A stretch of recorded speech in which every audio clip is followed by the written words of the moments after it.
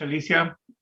Good evening, everyone. Today is Wednesday, February the 2nd, 2022. I hereby call this Madera City Council meeting to order. It is now 6 p.m. The council chambers will be open to the public. This meeting will also be available for public viewing and participation through Zoom. Members of the public may also observe the live stream meeting on the city's website at www.madera.gov/live. Members of the public may comment on agenda items at the meeting or remotely through an electronic meeting via phone by dialing 669-900-6833. Enter ID 899-3003-0860 hashtag. Comments will also be accepted via email at citycouncilpubliccomment@madera.gov or by regular mail at 205 West 4th Street, Madera, California 93637. The city will observe the Madera County Public Health recommendations. This may limit seating at the council chamber. However, the city will have seating available in the foyer, and all persons visiting city facilities shall observe health and safety protocols. Alicia, would you please call the roll? Mayor Garcia, Here. Mayor Pro Tem Evans, Here.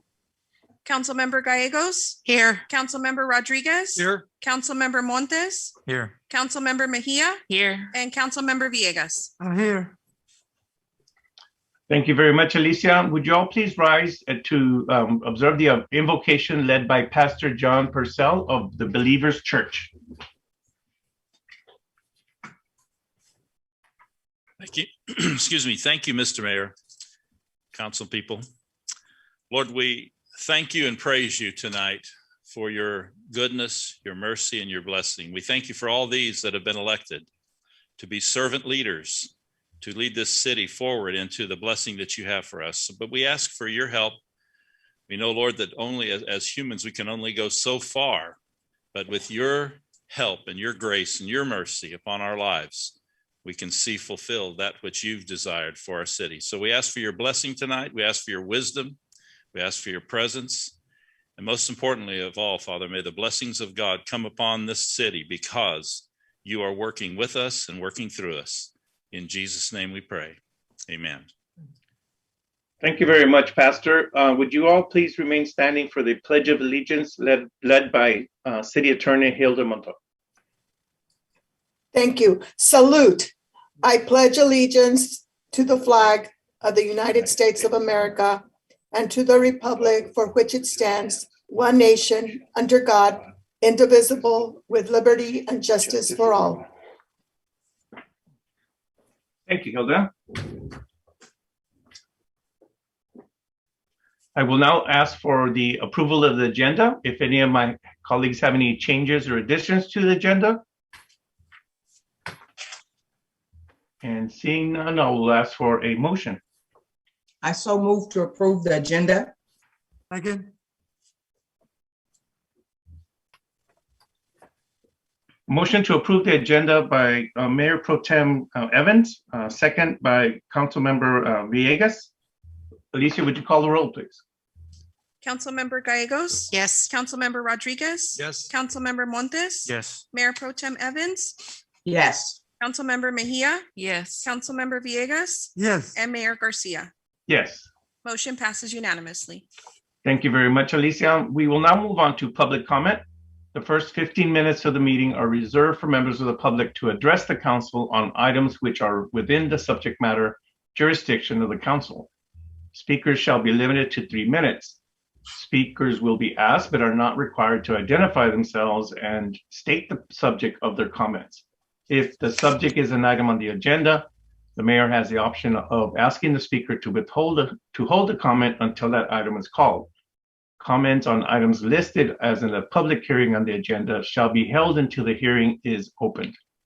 The council is prohibited by law from taking any action on the matters discussed that are not on the agenda, and no adverse conclusions shall be drawn if the council does not respond to public comment at this time. Alicia, do we have any public comment tonight? We do, Mayor. We have someone that is approaching the podium now. Thank you.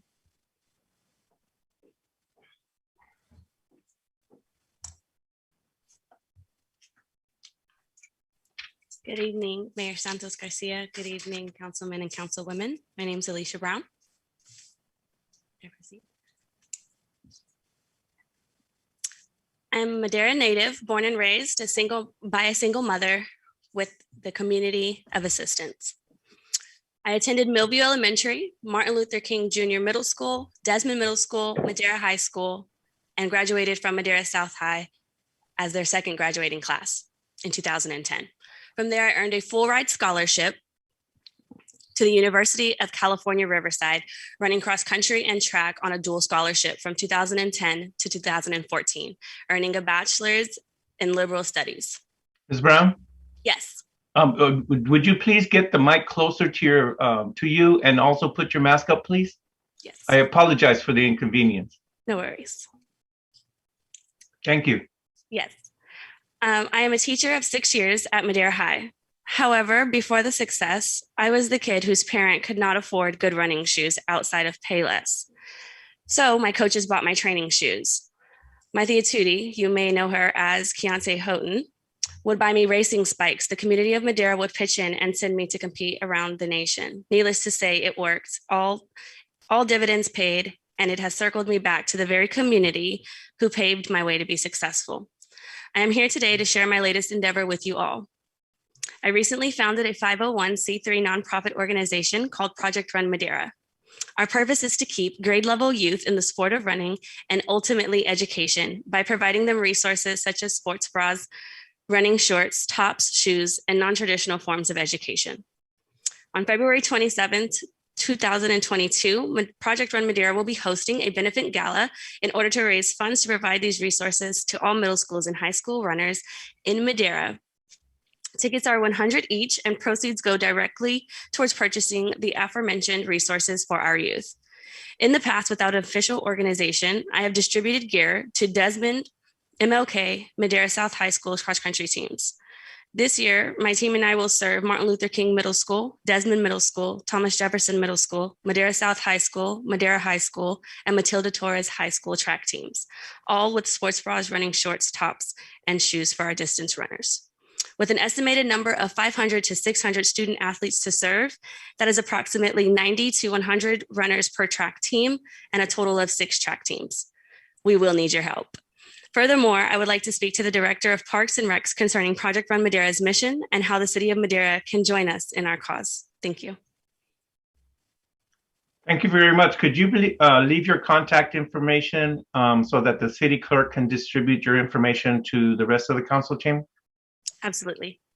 I believe, Mayor Pro Tem, this is public comment. We really cannot have a discussion here, so I apologize. If you could just lower your hand. Thank you. I just wanted the date again. The date for the gala will be February 27th. That is at 5 p.m.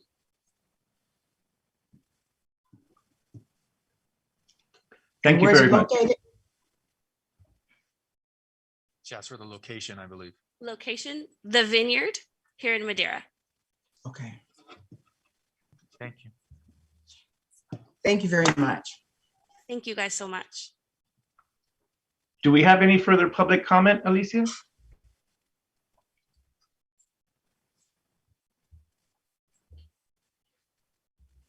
Mayor, we do not have anyone in the council chambers. Mark, do we have any attendees? We have 2 attendees, but neither of them want to speak. And if you give me one moment, I'll check my email. Thank you.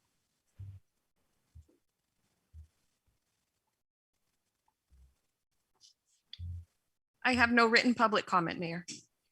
Thank you very much. I will now close public comment. There are no written communications. We will now move on to a presentation by the Department of Public Health, update on COVID-19. Sarah, are you in the house? You have the floor. Welcome. Thank you. Good evening. Good to be with you all.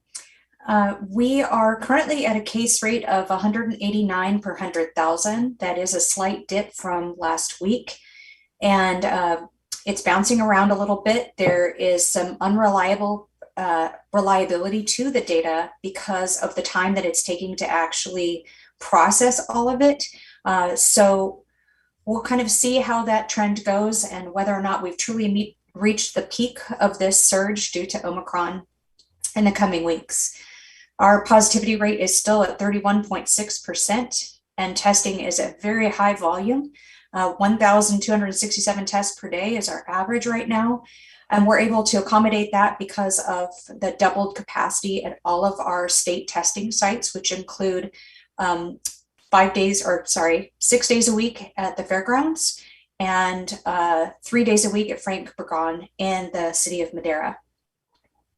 Our biggest concern right now is our hospitalizations. The San Joaquin Valley is experiencing an extremely high level of hospitalizations, the highest that we've seen in COVID to date. Capacity in our area, and I want to speak about hospitals across the area, not just about Madera Community Hospital and Valley Children's, but across the area, the capacity is over 100%, and some hospitals as high as 147% of regular capacity. That's with expanded beds, maxing out every space that they can. We do have hospitals that have converted rooms that are not usually used for patient care to be able to handle the number of patients. And the emergency departments are about 50% across the hospitals on average, are 50% full of patients that need to be admitted to the hospital but do not have space. So we are definitely still in the surge with regards to hospitalizations for sure. And we do encourage people to continue to be vigilant on behalf of our healthcare workers and certainly get vaccinated. We are not seeing the mortality rate among individuals to the same degree as prior variants. The Omicron variant isn't as deadly, but we are seeing that hospitalization and the need for care to be able to get people well and back on their feet. And so it's having a big impact on our hospital system. In terms of vaccination, we're up to 54.5% of the eligible population fully vaccinated, and 61.7% have received at least one dose. Additionally, we have over 32,000 individuals that have received an additional or booster dose of the vaccine. The vaccine coverage in the two areas that include the city of Madera are Area A, 62%, and Area C, 69%. So doing better than the average across the county in the city of Madera. So I'll just give you a quick idea about the forecast. We're not quite sure exactly what this surge is going to resolve like. We were really hoping it was going to be really tall. Well, we knew it was going to be really tall. We hoped it would be really thin, that it would spike real high and would come down pretty fast. There's a lot of questions about whether or not it's going to follow that trajectory, both because our area has had extended and longer surges than every other area of the state. From the beginning, every surge, it's been longer. Also, there's the new, very similar Omicron variant that's coming behind the first Omicron, and that might actually extend the surge further than what we were hoping for. So we're going to be monitoring very closely. And we really encourage people to continue to be vigilant. And again, if you've not gotten vaccinated at this point, it's a great time to go ahead and get vaccinated. Immunity through infection is also protective, but it comes at a cost, that risk of getting infected to be able to gain that immunity. And the vaccination is far safer statistically than getting infection. So I'll stop there and answer any questions. Do my colleagues have any questions? Councilwoman Gallegos. Thank you, Mayor. Sarah, I did have a question about testing. I know that the county employees go to the county to be tested if they have symptoms, and they can go right away, make an appointment and get there. The rest of our community goes and makes an appointment online for the fairgrounds or Frank Burgon, and it takes about 5 to 6 days to get in and 5 to 6 days to kind of get results because we have so many people being tested right now. So my question would be, is it possible to have conversations with our city manager about maybe having our city employees, like the county employees, be able to go through your services to streamline it a little easier? Because if we have an employee that has those symptoms, we're looking 5 to 6 days out before they even get a test, and then 5 to 6 days to get results. We don't have very many employees in the city of Madera, but they are essential workers. They're very important to us, and to make sure that they're healthy and they're not spreading these viruses amongst our employees. So I would hope that maybe that as partners that we've always been through this pandemic, that we can maybe come up with some type of agreement that those city employees that are essential here with us don't have to wait that 5 or 6 days and another 5 or 6 days. That's almost, you're looking at a week and a half before anything comes forth for us to find out what's going on with them. So we really recognize the importance of critical infrastructure and maintaining critical infrastructure. I have been in contact with Arnaldo, your city manager, with regards to critical needs and the open door to reach out to us if they have needs. And we were able to provide home tests for them to be able to use at his discretion with staff to be able to meet those needs. We're also looking at increased capacity now. We were at a place where it was very, very difficult for us to meet the need of even county employees due to staff being out. And we are now at a place where we're looking at increased capacity. So it's a different conversation now than it was even a week ago. And I'd be happy to follow up with your city manager. Okay, Sarah, and thank you so much for providing those rapid COVID tests to our employees and our city manager. But now we're looking at getting those PCRs and getting that turnaround a little bit faster for our employees. I appreciate you having those conversations. Thank you. Certainly. I also wanted to mention that home tests have been distributed, as many as we were allocated, have been distributed out to the community through community-based organizations as well. So we haven't just prioritized workers in the city and the county. We've also looked at that other critical infrastructure, and in particular, low-wage workers who are working in high-risk indoor settings. And so we have done targeted distribution to really help meet the needs in the community as well. Thank you. Thank you very much, Sarah. Is there any more comments, questions? If not, thank you very much, Sarah. Thank you very much. Thank you. See you next time. Good evening. We now move on to item number 2, proclamation recognizing February as Black History Month. Mayor Pro Tem Evans will be receiving this proclamation. This is from the City of Madera, State of California, February 2022. Proclamation, Black History Month. Whereas African American history is a very large part of American history and should be studied throughout the year. And since 1976, February has been designated as a month in which especially memorable events should be recognized and celebrated. And whereas Black History Month is an occasion to rediscover the enduring stories of African Americans and the gifts of freedom, purpose, and opportunity they have bestowed on future generations. And whereas because of their determination, hard work, and perseverance, African Americans have made available and lasting contributions to our community and our state, achieving exceptional success in all aspects of society, including business, education, politics, science, and the arts.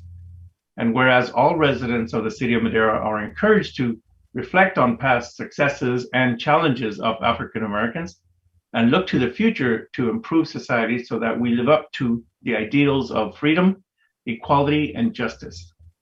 Now, therefore, be it resolved that I, Santos Garcia, Mayor of the City of Madera, and on behalf of the entire City Council, do hereby proclaim February as Black History Month, signed this second day of February 2022. Mayor Pro Tem. Thank you so much, very much, Mayor. And I would like to just thank the city, the council, and everyone concerned, and also to invite everyone to come out on Sunday, February the 6th at McNally Park, where we will be celebrating with the raising of the flag, the proclamation honoring Alma Riggins, which is 104 years old, and also celebrating Second Baptist Church, which sits over on A Street as well. and their celebration is for 100 years of being here in Madera. So everyone is invited out. Masks are required, but at least there will be plenty of space, plenty of room, and come out and fellowship and enjoy the celebration of Black History Month. And thank you very much, everyone.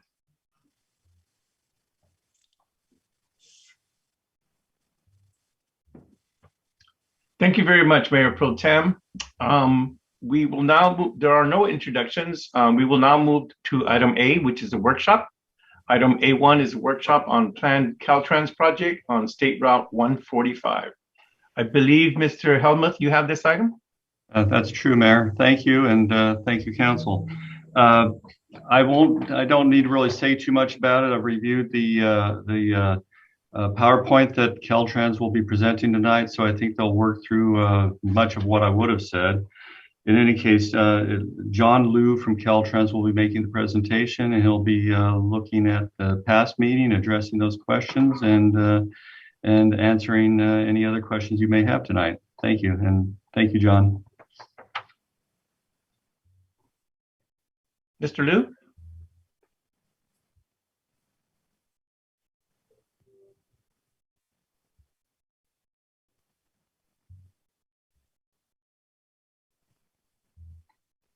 You have the floor, sir.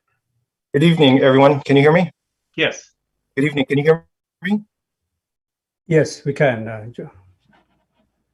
John, we can hear you. Go ahead, sir. We can hear you. I think you froze. Can you hear me? Yes. His internet connection looks a little slow. Yeah. John, can you kill your video and then try using just the audio?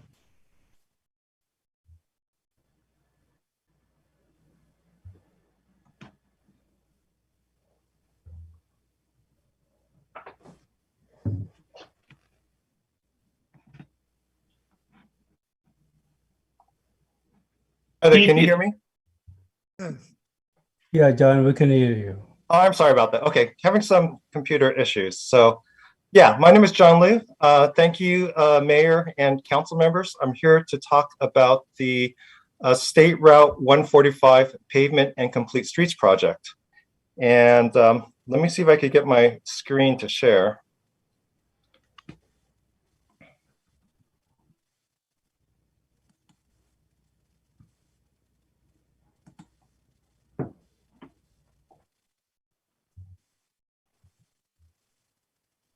All right, could everybody see the presentation?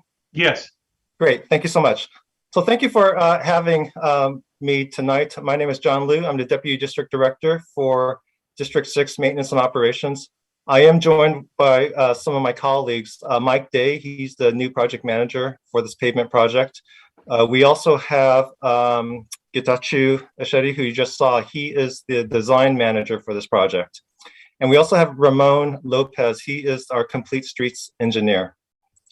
So tonight I'm here to talk about the pavement project that goes from Pecan Avenue to just short of the railroad, and briefly talk about the complete streets policy.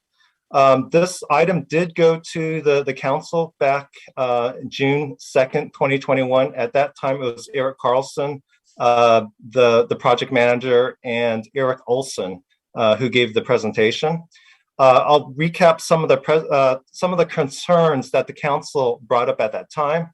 I do have several renderings I'd like to show, as well as the layouts of where we are proposing to do the roadway reduction of the lanes. And there are some design options, what I would call refinements to design.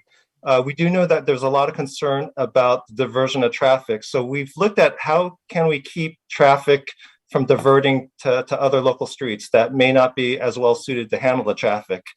So there's actually a roundabout proposal that I will show, as well as a different treatment over at Lake. So the scope of the project is, as I mentioned, to extend the life of the pavement of Highway 145. And the focus of the area tonight is really to talk about downtown and the proposed lane reductions. So what we're planning to do with the project is, first of all, we're going to remove and replace about 4 inches of the pavement. We do want to install curb ramps where they're missing and upgrade curb ramps where they're not meeting our standards. We do want to add bicycle lanes where we can. Also, as some of the enhancements to actually put some bike parking. We'd like to do some bulb outs, some curb extensions to shorten the distance of pedestrians to cross the highway. We want to install transit stops, and that could be in the form of shelters or benches, whatever the transit authority or the city would like to see. And we do have some older traffic signals that we want to upgrade and modernize. The total construction cost is about $13.5 million. And we did get an additional $4 million specifically to do complete streets enhancements. And we anticipate to start the construction in the fall of 2024. Very quickly, Caltrans does have a complete streets policy that's been in place for several years. They've updated the policy just a couple months ago. And what it essentially says is that we need to accommodate all users for all projects where it makes sense. So when we are going through a downtown, a main street, we do want to accommodate all users, whether it's bicycles, pedestrians. We're not just about moving cars and trucks, but we want to move people regardless of their mode of transportation. One thing I also want to mention is we have adopted what's called the safe system approach. And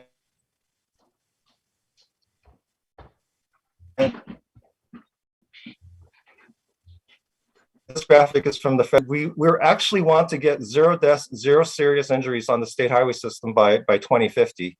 And any serious injury or fatal injury to us is unacceptable.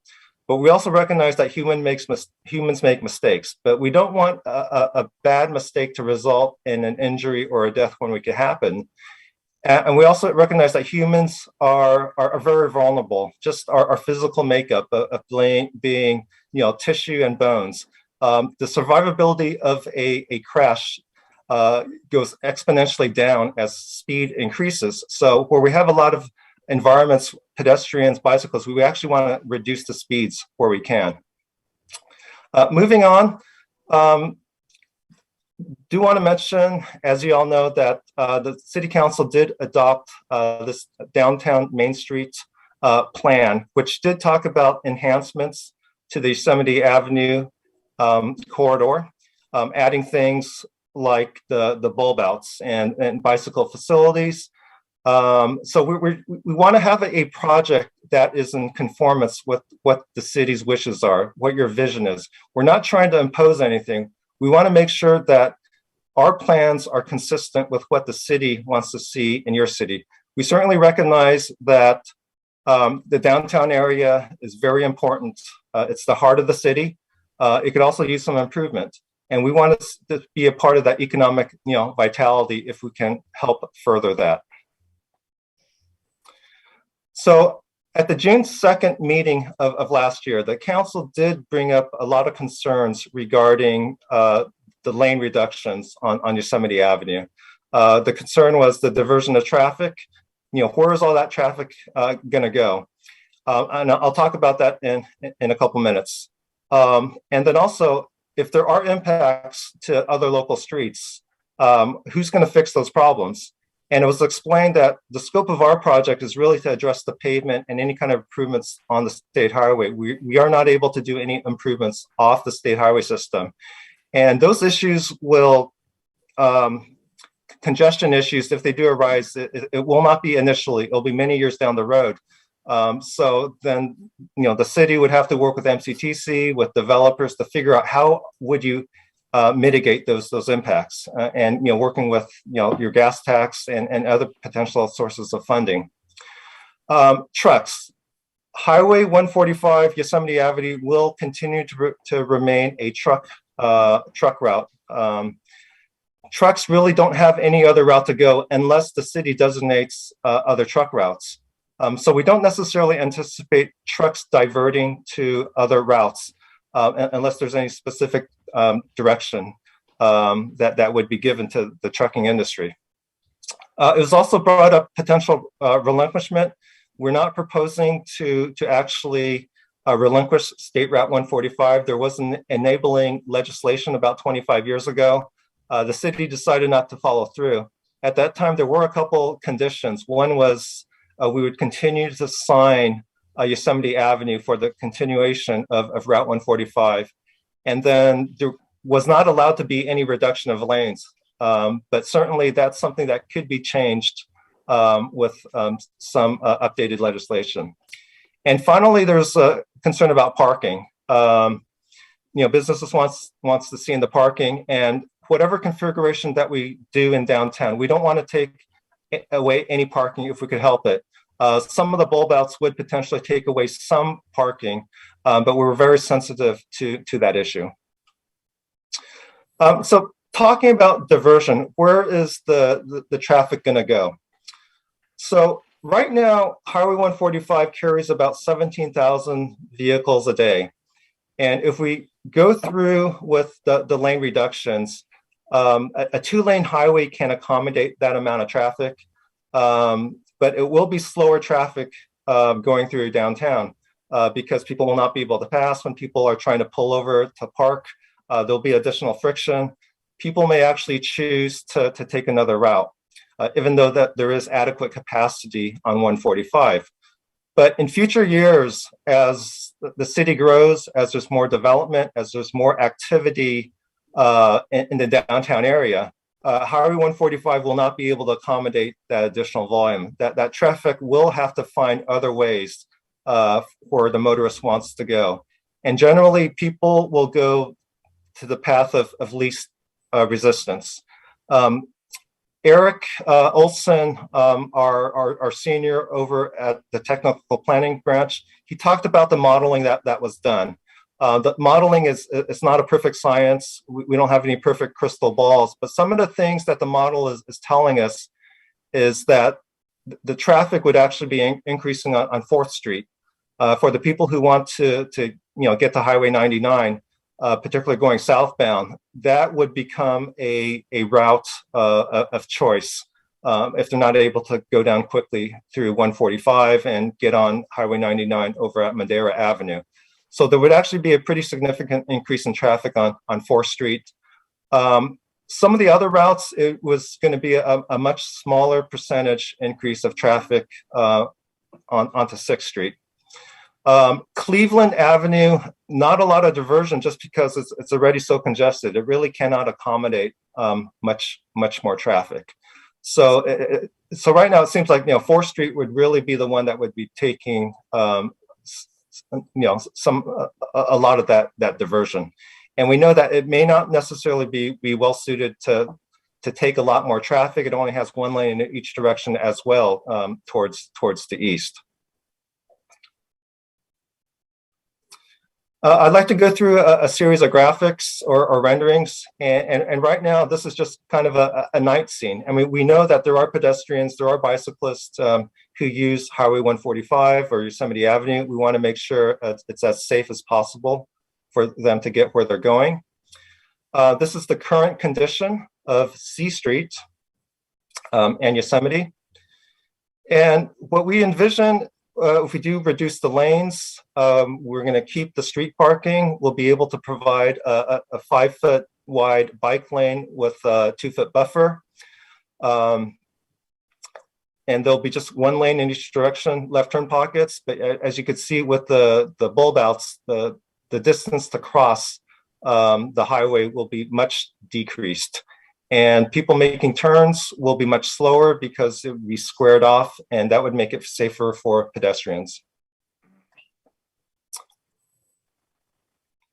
And this is just showing the indication of the various lane widths and the number of lanes. As you can see, the before condition is 2 lanes in each direction.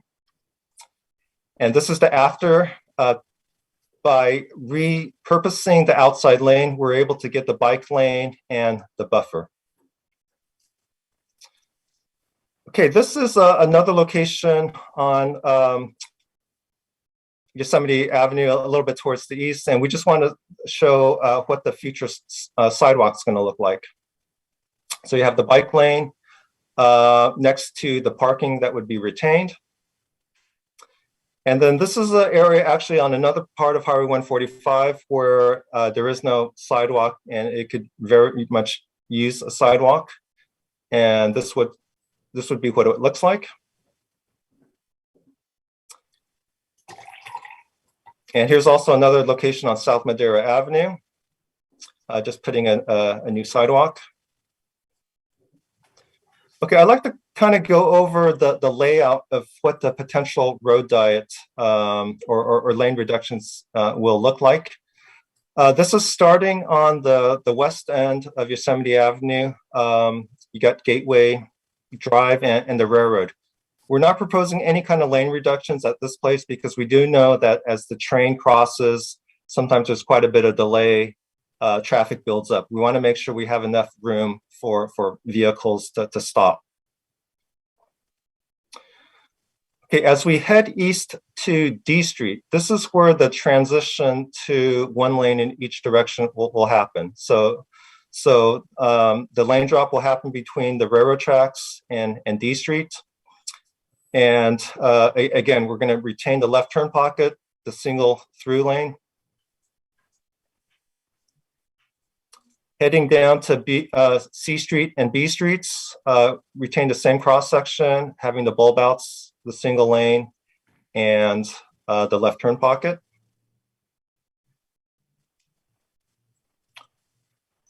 Down to 8th Street, similar.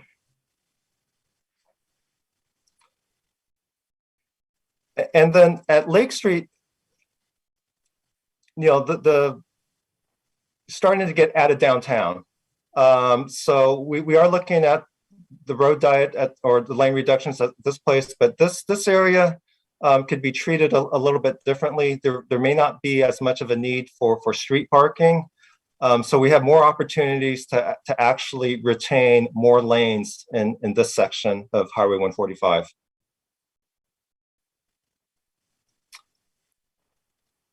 So I mentioned that we do have a couple options that we have been looking at because we recognize the impacts of having traffic go to other streets that may not be able to accommodate the additional traffic without some improvements. One option is actually putting roundabouts and potentially at C Street and D Streets. With the roundabouts, we're actually able to regain a lot of the capacity that would be lost by reducing the lanes. Roundabouts are, in general, much more efficient in accommodating traffic for the throughput. There's lost less time. People aren't waiting for the signal to cycle. There's more opportunities for people to go, and traffic is constantly moving. At the same time, for pedestrians, these are very tight intersections. They have very short crossing distances. And with the roundabouts, we have splitter islands, so you only have to cross one lane at a time. So what we looked at, because it's a very tight footprint, we looked at actually putting what we call urban compact roundabouts. This is about 100-foot inscribed circle diameter, very, very compact. The idea is we want to accommodate trucks to be able to go on Yosemite Avenue to go through. The larger trucks will not be able to make the right turns onto these side streets, but we'll still accommodate trucks to make the through movement on 145. Of course, we'll still accommodate, you know, garbage trucks, box trucks to make the turns, but just that the bigger trucks will not be able to make those turns. And because the roundabout takes a little bit more of the footprint at the intersections, some of the parking would be lost at the intersections, but one way to regain the parking is actually to put angle parking. And on the state highway, we don't like to have your regular front end parking, nose end parking. The concern we have is as people back up, you cannot see if there's an approaching bicyclist. So on state highways, we promote having back in angle parking. but I know it's an unusual concept for a lot of people and take some getting used to. We know the city has a lot of nose and angle parking on the side streets. But if we are able to get this back in angle parking, we're essentially able to retain all the parking spaces along Highway 145. And over at Lake Street, because it's actually tighter on the east side of Lake Street, but there is no street parking in the immediate vicinity. About a half a block away, there is street parking. But we are able to fit in bike lanes without actually reducing the number of lanes at Lake Street. So one potential option is not doing the road diet through this intersection. We keep the signal, we keep the lanes, and then as traffic heads west, that's where we would do a lane drop, and then traffic would go through the 2 roundabouts. So a little bit more about the roundabout example, and an example down in San Diego, if anyone's familiar with La Jolla Boulevard and the Bird Rock neighborhood, they have a very, very similar configuration to what we have on Yosemite Avenue. And this is La Jolla Boulevard. It used to be an old state highway with a 5-lane cross section with street parking, very similar to Yosemite Avenue. This is the before picture.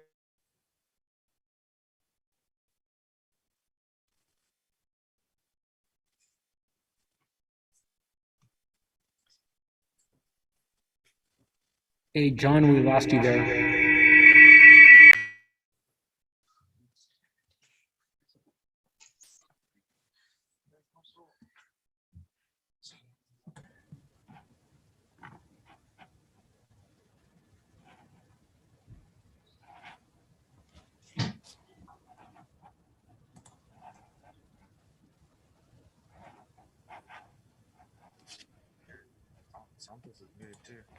Yes, you guys couldn't hear me? I mean, but not on the mic, huh? No. Yeah. Oh. You guys want to go to the recording booth?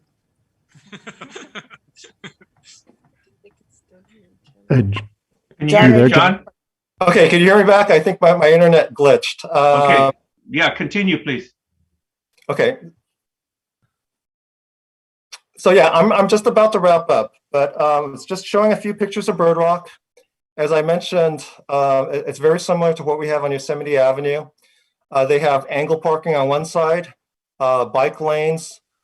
They do have a raised median. We would actually be able to fit in maybe about a 4-foot raised median as well. May not be enough room for trees, but we could still fit a median in there.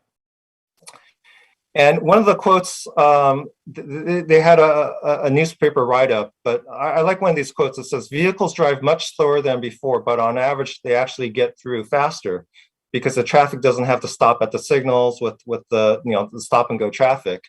So you are able to accommodate a lot of traffic through a configuration like that. That concludes my presentation. One thing I do want to mention is that we would like to release the environmental document for this project very soon. There are some critical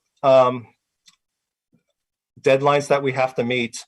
And if we don't proceed with the project, we're actually at risk of potentially losing the funding. So we are very interested in the city having a position whether you'd like to proceed with the road diet or not. There's still time to make refinements to the design, even though the environmental document is going to be released. As we go through the design phase, at that time, we'll be able to entertain the various options like the roundabouts. If there are certain areas where we want to, actually keep more lanes through the signalized intersections, those are some options that we could certainly consider at the time. We may have to do environmental revalidation. But we'd like to at least proceed with the environmental document so that we don't jeopardize the funding. So that concludes my presentation. I'd be happy to take any questions, either for myself or for some of the members of the team we have. Absolutely. Thank you very much for that. This is a workshop. There's no action being proposed at this time.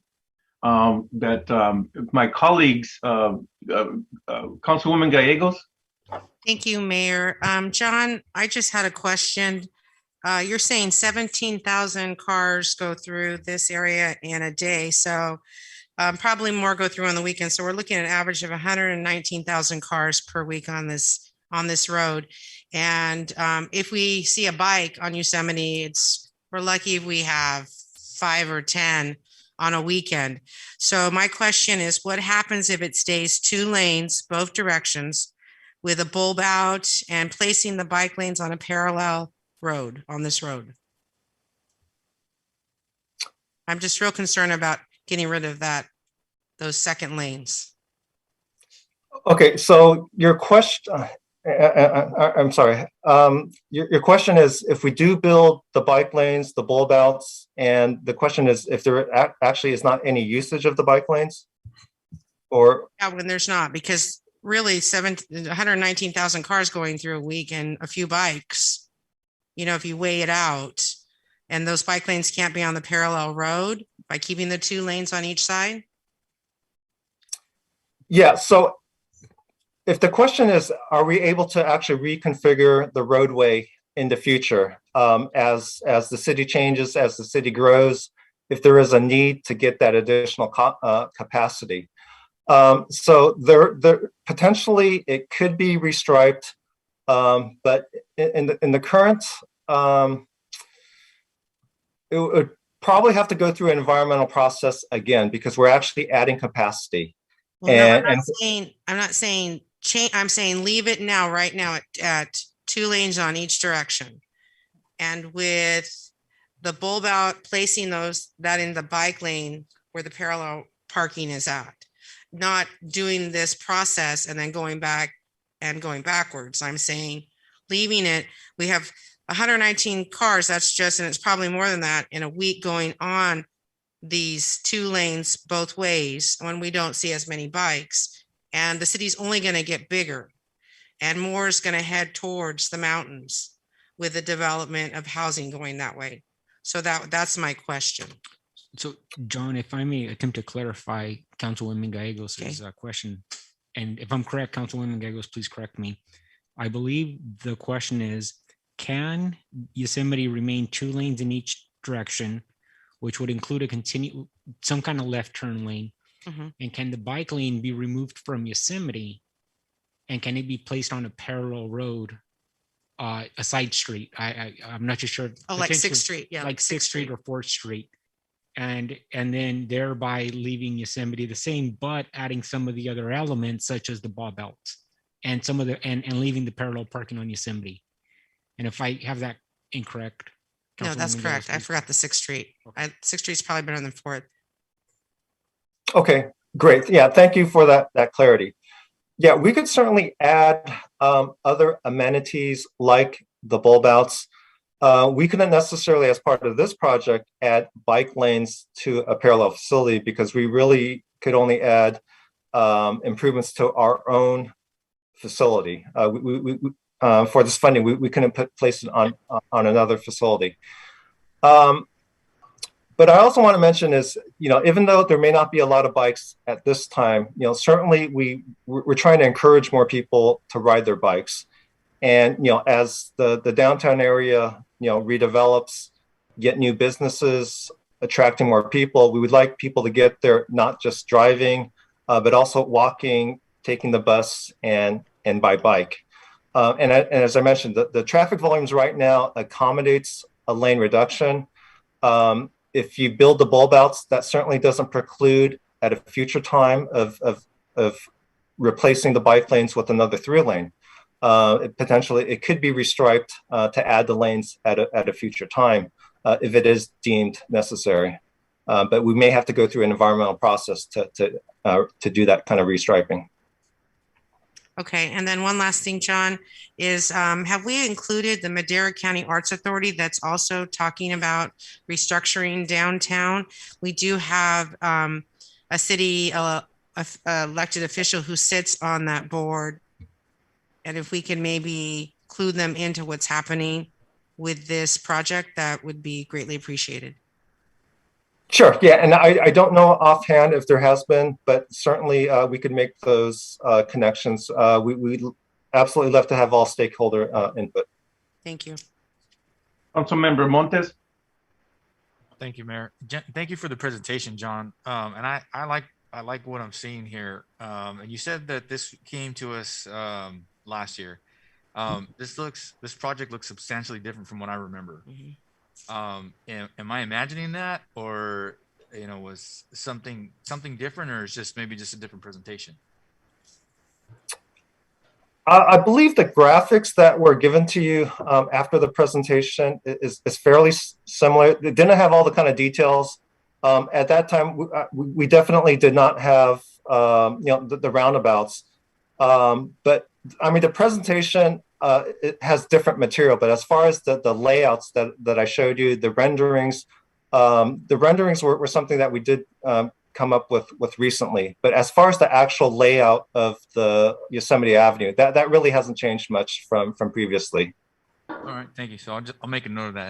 I need pictures next time. Yeah. So all right, thank you. That's on the question. But I do like what I see here, and there are going to be some design issues that probably people are going to have, and when we get all the stakeholders involved and the community involved, saying, hey, you mentioned that the design aspect, it's not set in stone, right? That is correct, because the project is now in the environmental process. We haven't even started the final design. That will be the next step after we get environmental clearance, and we still have the opportunity to make changes, even if we have to go back and reopen the environmental process. But at least by getting the environmental document out and getting the project to the next step will be a huge milestone. Yeah, and then once we get there, I mean, I know, and I'm guilty of this as well. We hear road diet, and people kind of freak out, right? Like, oh, it's going to make traffic terrible, but the roundabouts and everything. Again, I don't remember those from last time. It'll keep everything flowing. So even if you're getting them in the same amount of time, it feels like you're still moving. I think that's what makes people impatient sometimes, where they have to stop. So, but thank you for the presentation, John. Yes, Councilmember Rodriguez. Yes, thank you, Mayor. So thank you again for that presentation. I too recall that this is a different presentation, and this was presented by Mark Thomas, but back in November of 2019, I believe we had a presentation, and that was State Route 145 as a downtown Main Street plan. And with that downtown street plan, I recall that there was the visuals were a lot better. So looking at what you presented today, frankly, I'm not that impressed. I do like the idea of making a road diet. Obviously, I'm very optimistic that future generations will want to see less cars centered down in downtown. I think we want to see something that's more geared towards pedestrians and also bike lanes. I think that if we want to make a goal of bringing businesses to downtown, we have to make it more attractive. And then looking at that plan that they had presented to us back then, shoot, man, I saw those medians that had some trees, lifted medians, maybe not as big, but they still accommodated for the bulb outs. They accommodated for the two-way cars going one way, just a one-way deal, and also added a lot of trees there. So I'm not sure if that's something that Caltrans can do with this plan, because I know this is another plan that the city will have to incorporate later. But is there any funding to add for any of that, like medians, and make this look a lot nicer? I mean, I like the fact that you're going to add bike lanes and stuff, but man, frankly, it's not that appealing, not that inviting, so to speak, and I don't know if Caltrans can add additional funding then to add that attractiveness. You showed us something earlier. That's what I like to see, Madera. I don't know if you can bring up that slide before the roundabout, but that would be an ideal downtown corridor if that's something that we can do. Is there any way you can bring that slide back there, John? Yeah, let me try to pull it up. Hey, my colleagues kind of envision this being downtown, because right now, as we speak, as we look at it, it's not. I don't know. For me, it's just not as inviting. That the previous slide, please. I just want to remind council, we have a workshop at 7 o'clock, and it's published to the public And so at 7 o'clock, we'll have to, or just before 7, we'll have to stop any other portions of the city council meeting and move on to that item, which will be C, public hearing. Go ahead, John. I'm sorry, John, John, they want a slide 33. Slide, okay, which one is that? Slide 33. If you want, I can share it. Yeah, why don't you go ahead and share? So This right there. The one Okay. before. That The one right before. there is what a downtown should look like. yeah, so let me just, can we put a raised median? We could definitely put a raised median. Can we put a lot of trees? It would be a pretty tight median. It would be hard to put a tree with a lot of canopy, which is probably the vision that you have. We could certainly go back and see how we could squeeze things. We could potentially narrow the lanes and put a little bit more of a raised median. So that is something that is potentially doable with the funding that we did get with this project. And here's why I say this, because during that workshop, even prior to that workshop, we had a lot of stakeholders come before Mark Thomas and bring in a lot of input. So these were a lot of folks that really wanted to see an enhancement to downtown. So I think it's imperative that we align both that plan and this road diet that we're trying to bring. A lot of it's similar. You know, you had a two-way, you had bikes, you had medians, and I mean, you can still get the turnouts and bulbouts that you want to have. It's just a matter of really sitting down and making sure that we align these two visions, because once we get this going, this road diet, without considering this other plan that we had at the time, I think we go backwards. And as far as the traffic, I mean, there's always Gateway, and I'm sure there's always other ways of getting traffic around or deterring. But I'm hopeful that, and very optimistic that the future generations will see this as an enhancement to our community, rather than making this car dependency, you know, just making more and bigger, wider lanes. We're trying to do the opposite now. So I'm excited to see something, but you know, frankly, just the 3D pictures aren't really doing it for me. I think I'd like to see more greenery, and I'd like to see that Caltrans, if possible, add additional funding to help us with that. Council member, I'm going to call on Councilwoman Evans, and then Keith has his hand raised. So if Councilwoman Evans. Yes, and in reference to the turnouts and the raising of the medium, that's fine. But because there is so much traffic, and I understand they wanted to tour the traffic to different areas, I travel Yosemite, and in the mornings it's congested. It's congested. But to eliminate the lanes and going as far as one lane one way and one lane the other way, I'm in agreement with Councilwoman Gallegos. I'm just not impressed right now. So I would just like for you to maybe go back to the table and come back and give us a little bit more of what you're projecting as far as what I'm seeing right now. Hilda, do you have something that you need to say? I just wanted to note that yes, Mayor, you are correct that there is a public hearing under the Fair Maps Act. It's required to start as close to the time, but if you only have like 5 minutes or so, it is permissible to conclude this item, as long as you're not going to go way beyond 7 p.m. It is 6:59. So if you have a couple of other comments, maybe Keith can wrap it up for you and have some suggestions on a follow-up meeting. Absolutely. I'd rather do that than cut off folks. Keith, if you want to finish up. I don't know that I will be wrapping it up for you. I just wanted to play off of one of the comments earlier with regard to additional time to go ahead and look at other possible amenities.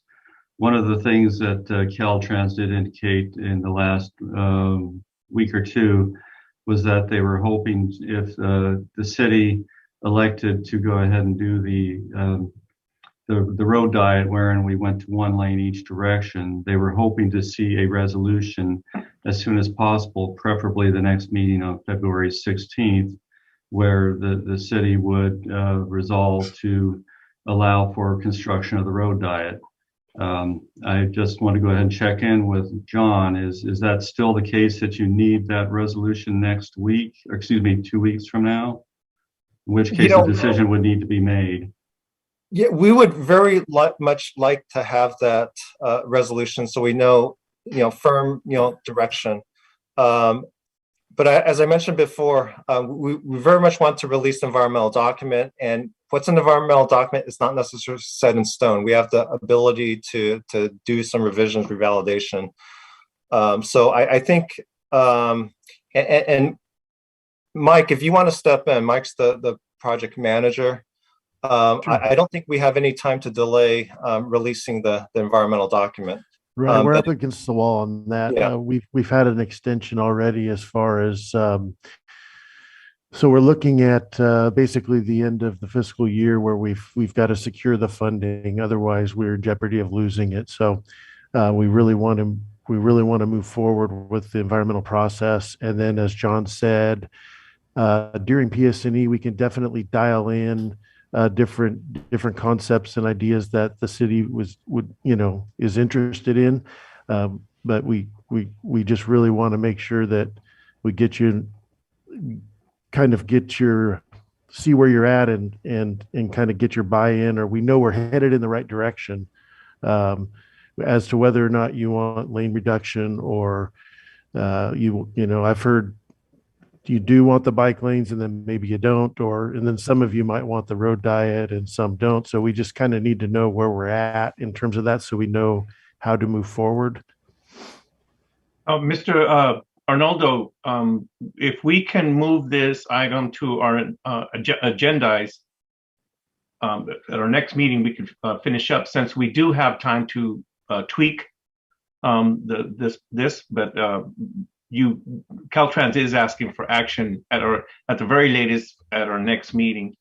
So I believe we can do that. Arnoldo?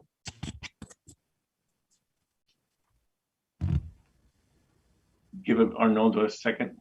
Mayor, I apologize for that. I had to walk up to the podium. It's okay. So we can most definitely do that.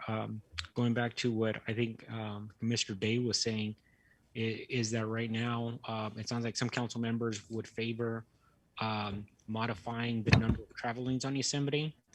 I'm not certain that that's across the board. However, now that council has had an opportunity to listen to the Caltrans staff with a couple of different recommendations, I think at this point, one thing we could do is have the council members digest the information that was provided this evening, and then we can most definitely come back in 2 weeks. Okay. In 2 weeks, hopefully we can have a slightly stronger position so Caltrans can go back and begin the environmental process, which we collectively all understand can be lengthy and time consuming. And there's a tremendous amount of technical studies associated with those environmental assessments. So if Caltrans staff believes that that's an appropriate avenue, and if time permits, that's what I would recommend this evening, because again, for some of our council members, this is the first time you're seeing some of this information presented, or at least in this form. And so I definitely don't want to step on Caltrans' toes, but if that would be appropriate, that would be my recommendation. That sounds good to you, John? If there's any information that you guys need as you're kind of digesting this information, just have Keith get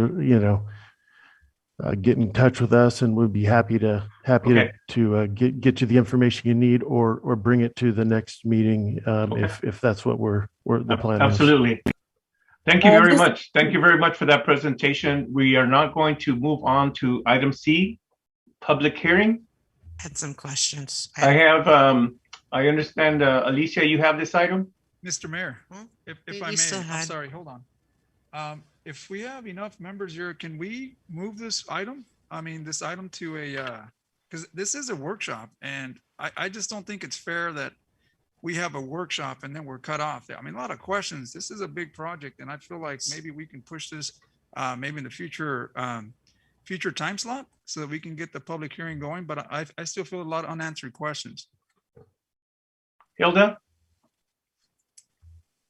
Well, I understood that's what's going to happen. You're going to have another workshop to get direction at the next meeting. Or if you prefer, you can continue this workshop after the public hearing that's scheduled for redistricting.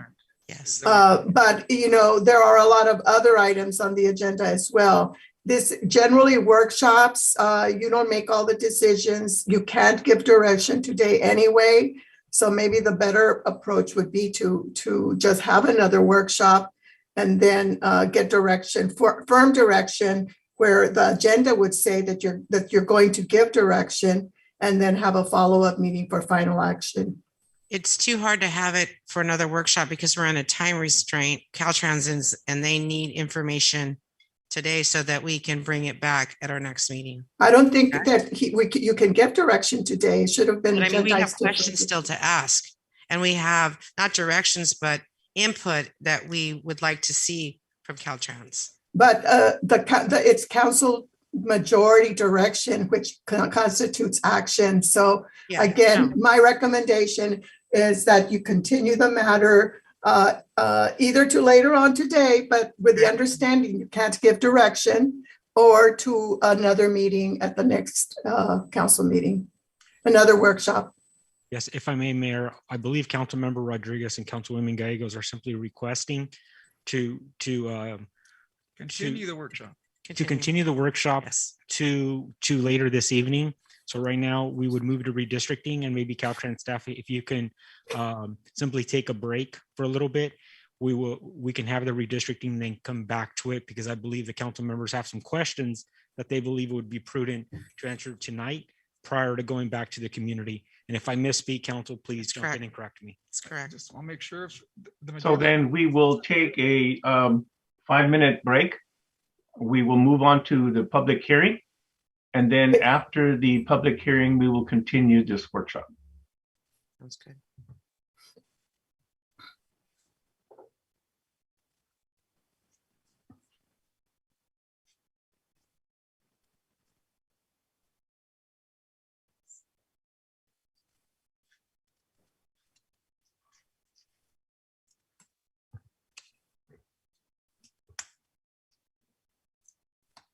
You have to push the button, don't you?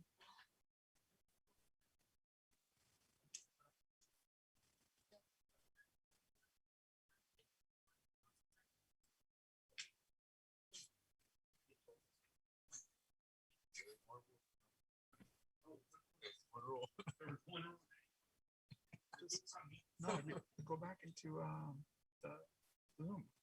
No. Feedback. You killed the mic. You killed the put yourself on.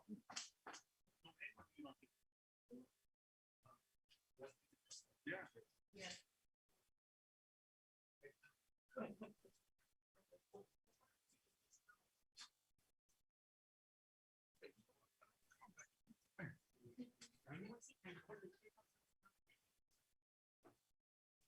Yeah. No, testing 1, 2.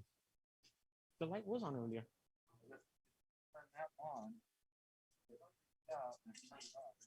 So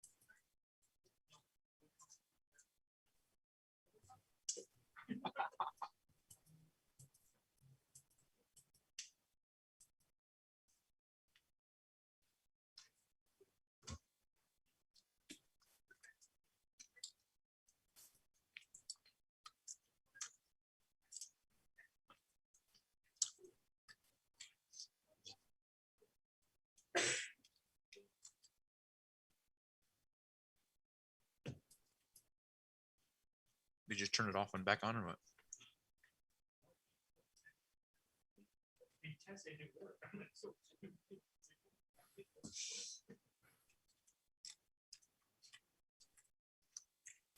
I think they had to take a load somewhere. I don't know.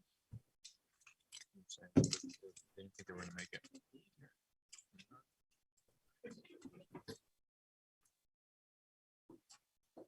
Busy season.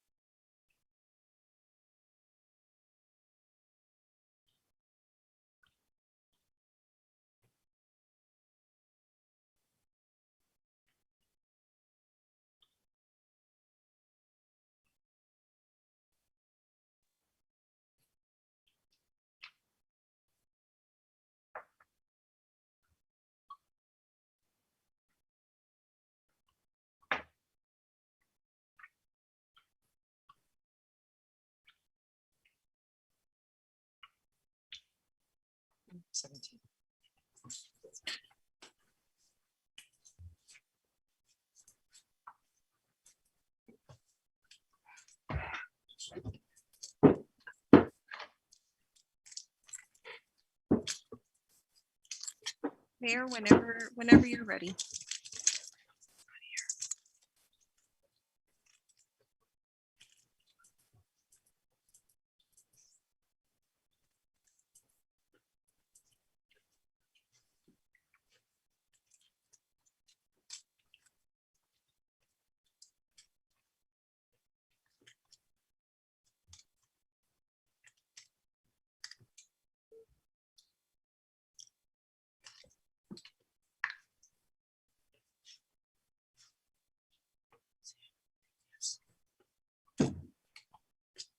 Alicia, are we ready to go?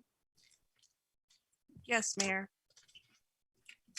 Then we will open item C, public hearing, redrawing of council member district boundaries, redistricting. Go ahead. Thank you. Good evening, Mayor and Council. This evening, we bring before you the redrawing of council member district boundaries, redistricting, and we have Joanna Jin, associate with BB&K, who will be providing us with this evening's PowerPoint presentation. Also, one brief announcement. We do have a translator available for anyone in the audience who would need translation services. Mayor, if you would repeat that in Spanish, please. I don't want to butcher that. Thank you. Sí, buenas tardes. Si hay miembros del público que desean traducción de inglés a español, por favor comuníquese con Alicia González, la miembro de la ciudad, y les podemos ayudar. Muchas gracias. Thank you, Mayor. If you give me 1 minute, I'm going to set up the translation services for a member in our audience.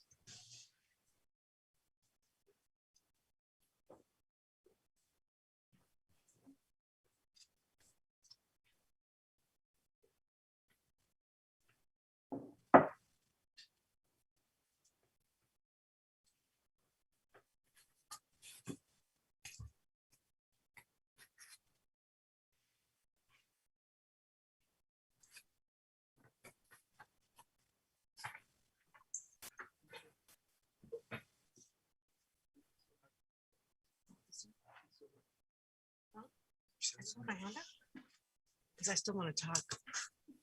Yeah, I didn't get a chance to finish my talk.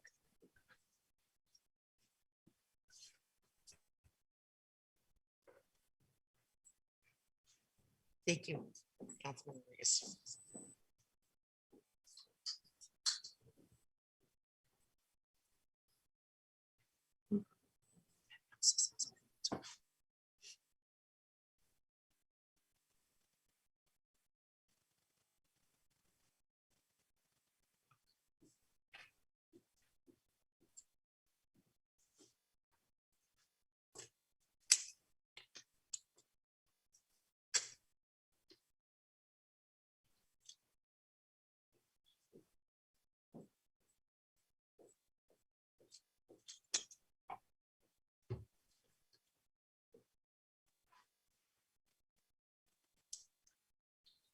Thank you. Joanna, you may proceed with the presentation. Thank you.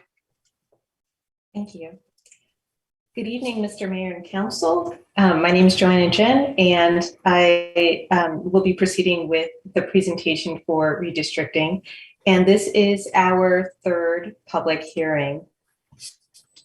So I will be reviewing the project timelines, draft maps, and the next steps as to what is to come. As a refresher for members of the public, there are 6 districts in the city with 1 council member representing each district. The city went through the redistricting process in 2011 to draw the maps or boundaries for each district.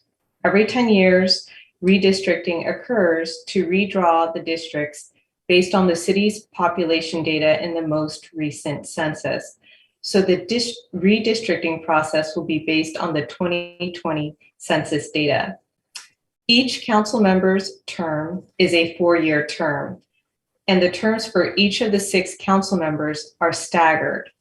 What that means is for districts 1, 3, and 5, the elections will occur in November 2022, or this November, and for districts 2, 4, and 6, the election will occur in November of 2024.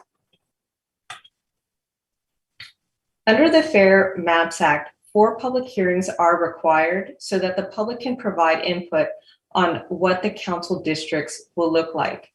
We have already had 2 hearings, one in October and one in November. Members of the public have also had a chance to submit maps of how they would like the council districts to look like.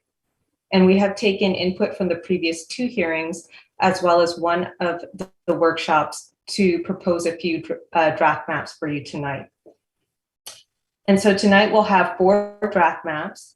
These 4 maps, along with data about total population, citizen voting age population or CVAP, and racial and ethnic characteristics of the CVAP for each of the proposed council districts have been posted online on the city's redistricting webpage.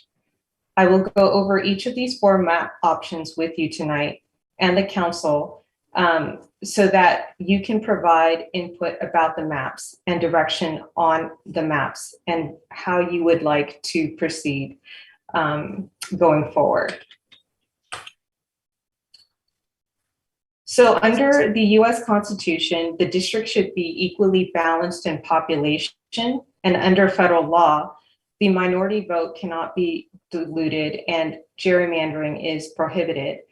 As we have discussed in the previous 2 hearings, each of the council districts has a majority minority population, so there is no issue with any minority vote dilution. So what we really need to focus on for the purposes of redistricting is just to balance out the population between the districts so that they are equal. Then we also have the criteria for drawing the district boundaries under the State Fair Maps Act in order of priority. And so the first priority is that the districts be geographically contiguous or touching or adjacent to each other. The second is that the community of interest should be preserved to minimize them from being split up or broken apart. And a community of interest is defined as a population that shares common social or economic interests. The third factor is that the district should be easily identifiable and understandable to members of the public. And that would mean that you look to natural and artificial boundaries. So streets are easy to understand, roads are easy to understand as kind of clear boundaries when you're drawing those maps. The fourth is that the district be geographically compact or close together and not kind of spread out with populations being in pockets in one area and then in another. The other principles that we look to when we're drawing maps are how to minimize voters from shifting to different election years. So as I mentioned, the district elections are staggered. So when you're trying to preserve the core of existing districts, oftentimes what happens is around the periphery of those districts, that's where you'll see the population shift when you're redrawing. So it is possible for the voters who would usually vote in this election cycle in November as an odd number district to jump over to an even number district and vote 2 years later. If that happens, there is a potential possibility that someone might have a gap of 6 years before they vote for another council member. And then the converse is true as well. If there's a voter who resides in an even number district who shifts to an odd number district, they're actually voting again in a council election in 2 years instead of the usual 4-year cycle. Other things to consider aside from minimizing the impact of election years and preserving the core of the existing districts is that you want to respect the voter's choice and continuity of office, and you can also consider future population growth as well. Okay, so here is a map of the existing districts as they currently stand based off of the 2010 census data. And I will also shift over to show you a map of how the existing districts look like on Google in just a bit.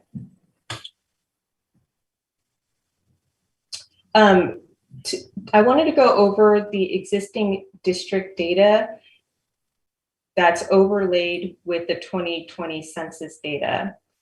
And so I previously have discussed this before, but the total population for the city is 66,627. And when you divide that by 6 for each of the districts, the ideal population that you would want to achieve for each of the districts is 11,105. And so when you look over here, we have the total population number for each of these 6 districts. What you'll notice to the right is a raw deviation number. And what that means is, what is the difference and how far off are each of these districts' numbers from the ideal population of 11,105. So for example, District 1 has 11,371 people. There's a raw deviation of 379. And what that means is it's 379 more people than the ideal population of 11,105. And so the percentage deviation is just the raw deviation number, 379 divided by 11,371. So each of the district's populations are listed out, and there are issues with the population imbalance for 3 of the districts. And that is going to be District 3 with a negative 11.8% deviation, District 5 with a negative 14.6% deviation, and District 6 with a 17.3% deviation. And the reason why it's a problem is because the deviation exceeds 10%.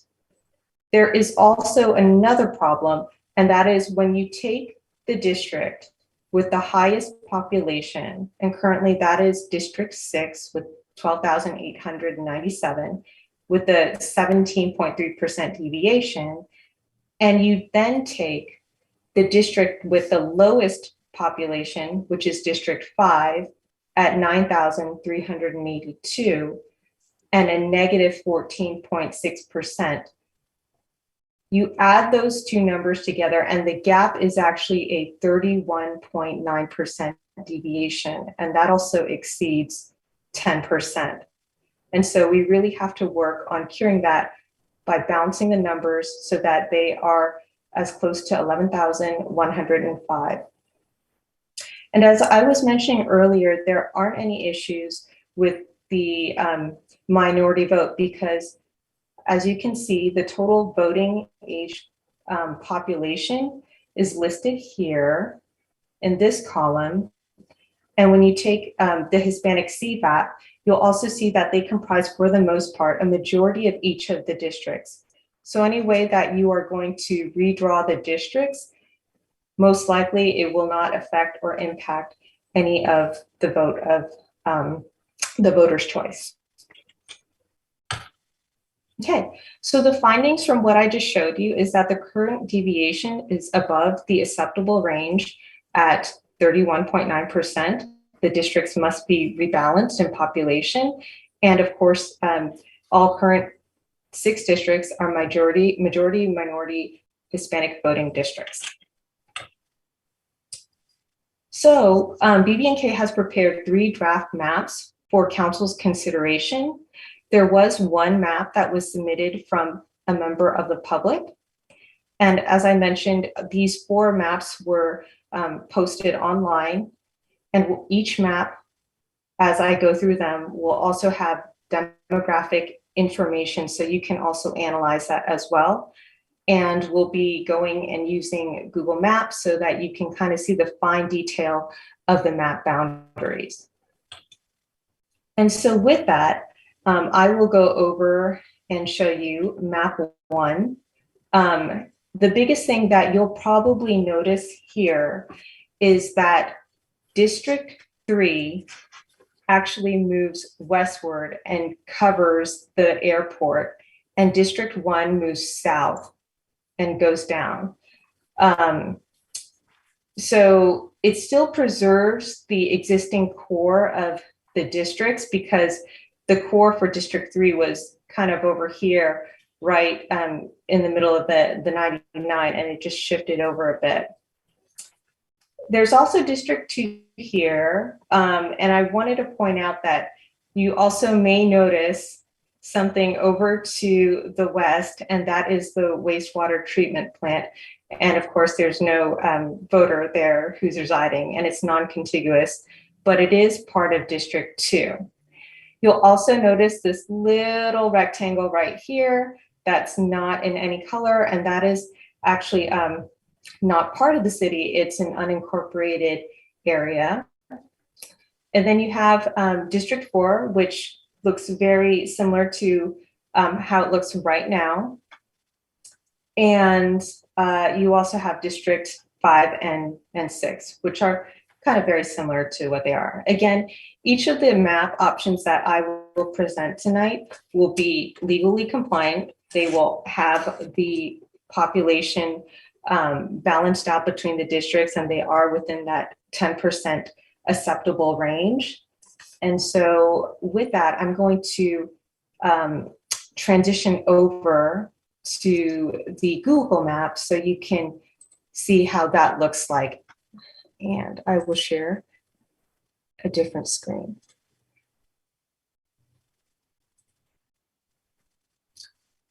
Okay, I hope you can see that. Yes. Okay, perfect. So right now, what you see on the screen in the black lines are the current district boundaries. And so you have overall, I'm just taking my cursor here and following the outer perimeter of the city. And then over here, all the solid black lines too kind of align with what you will see in the existing council districts. So if I were to click on option 1 here, what you'll see now is the color kind of populate. There are a few things that I wanted to point out on this map that you may notice, because the shapes will have changed from the existing boundaries. And part of that is because there has been some additional parcels or growth. So over here in District 6, you'll notice what kind of looks like a tail moving over to the right. And that was added. You'll also notice in District 5, this square rectangle here where they're essentially county properties as well, and really county government offices. And then in the proposed District 3, which currently is 1, you also have this triangle right here near the high school. touching the 99, going over towards the east. So those were just a few things that I wanted to mention to you. So with that, I'm going to toggle back to my other screen and show you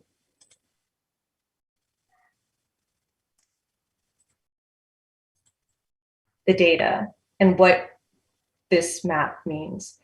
You'll also notice that a lot of these shapes are very kind of nice and compact and clean shapes. And they're, for the most part, they're contiguous with the exception of 2, but that was already like that to begin with. Okay, so what does this mean overall with option 1? It means that the total deviation here is 3.23%, which is really good. It's under 5. And you'll also notice that the greatest population actually occurs in District 2, and you also have a negative 92 in District 4, and that kind of brings you to the 3.23%. You'll also notice that for the most part, the CVAP for the Hispanic community, that actually has remained a majority minority district for each of the districts. For District 1, it's actually at 53%. District 2, it's 52%. And continuing onward, District 6 is at 72%. So for the most part, everything pretty much remains a majority minority district. Okay. Are there any questions with map 1 at this time before I proceed to map 2? Okay.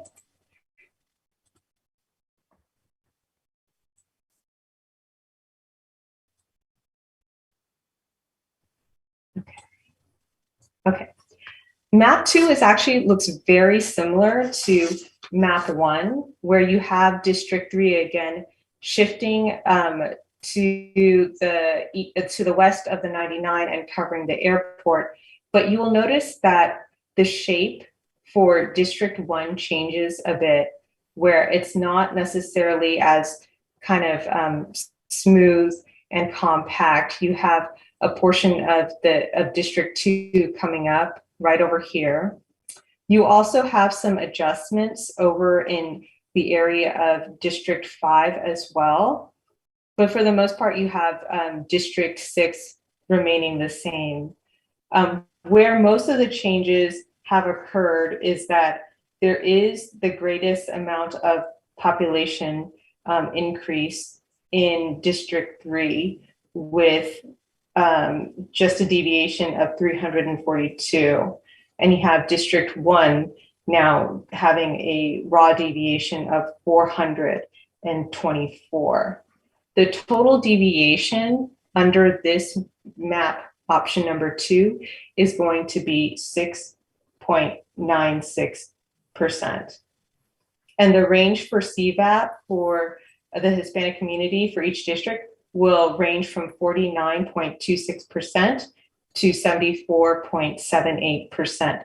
And again, that still means that for each of the districts, there is a majority minority population that will be represented.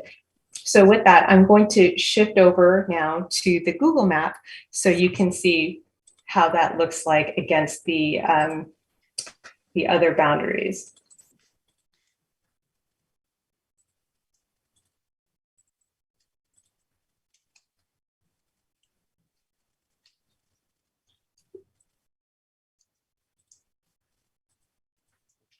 Sorry.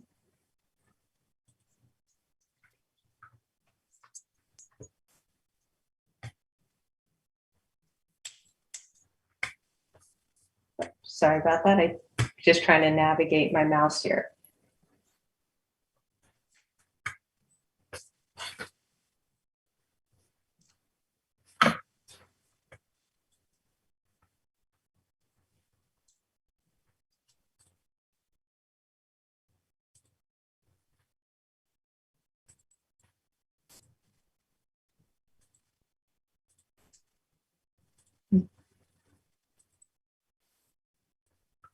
Let's see if I can shift this over. Can you see that? Yes. Okay, perfect.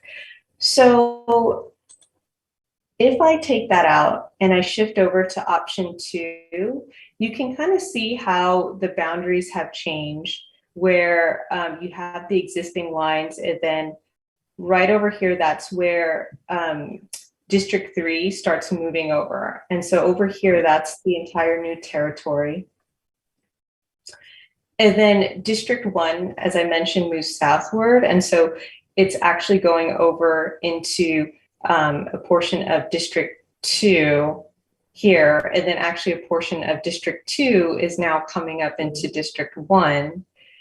And then you have some slight adjustments along the periphery of District 5.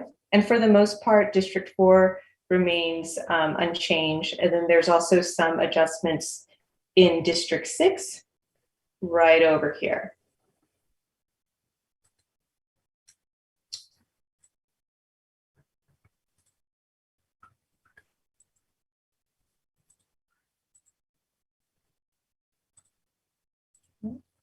And so what does that mean with map option 2?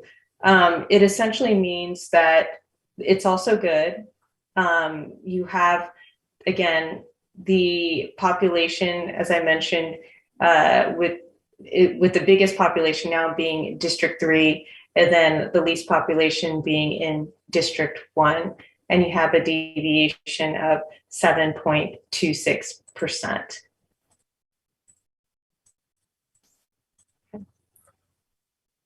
So again, all 6 current districts are preserved as majority, minority, Hispanic voting districts. The current deviation is slightly up, and you have a more dramatic change to the existing configuration compared to the last map. And you'll also see that districts 1, 2, and 6 will see a change to the core of their existing districts. Okay. Are there any questions with map 2 before I proceed with map 3? Okay.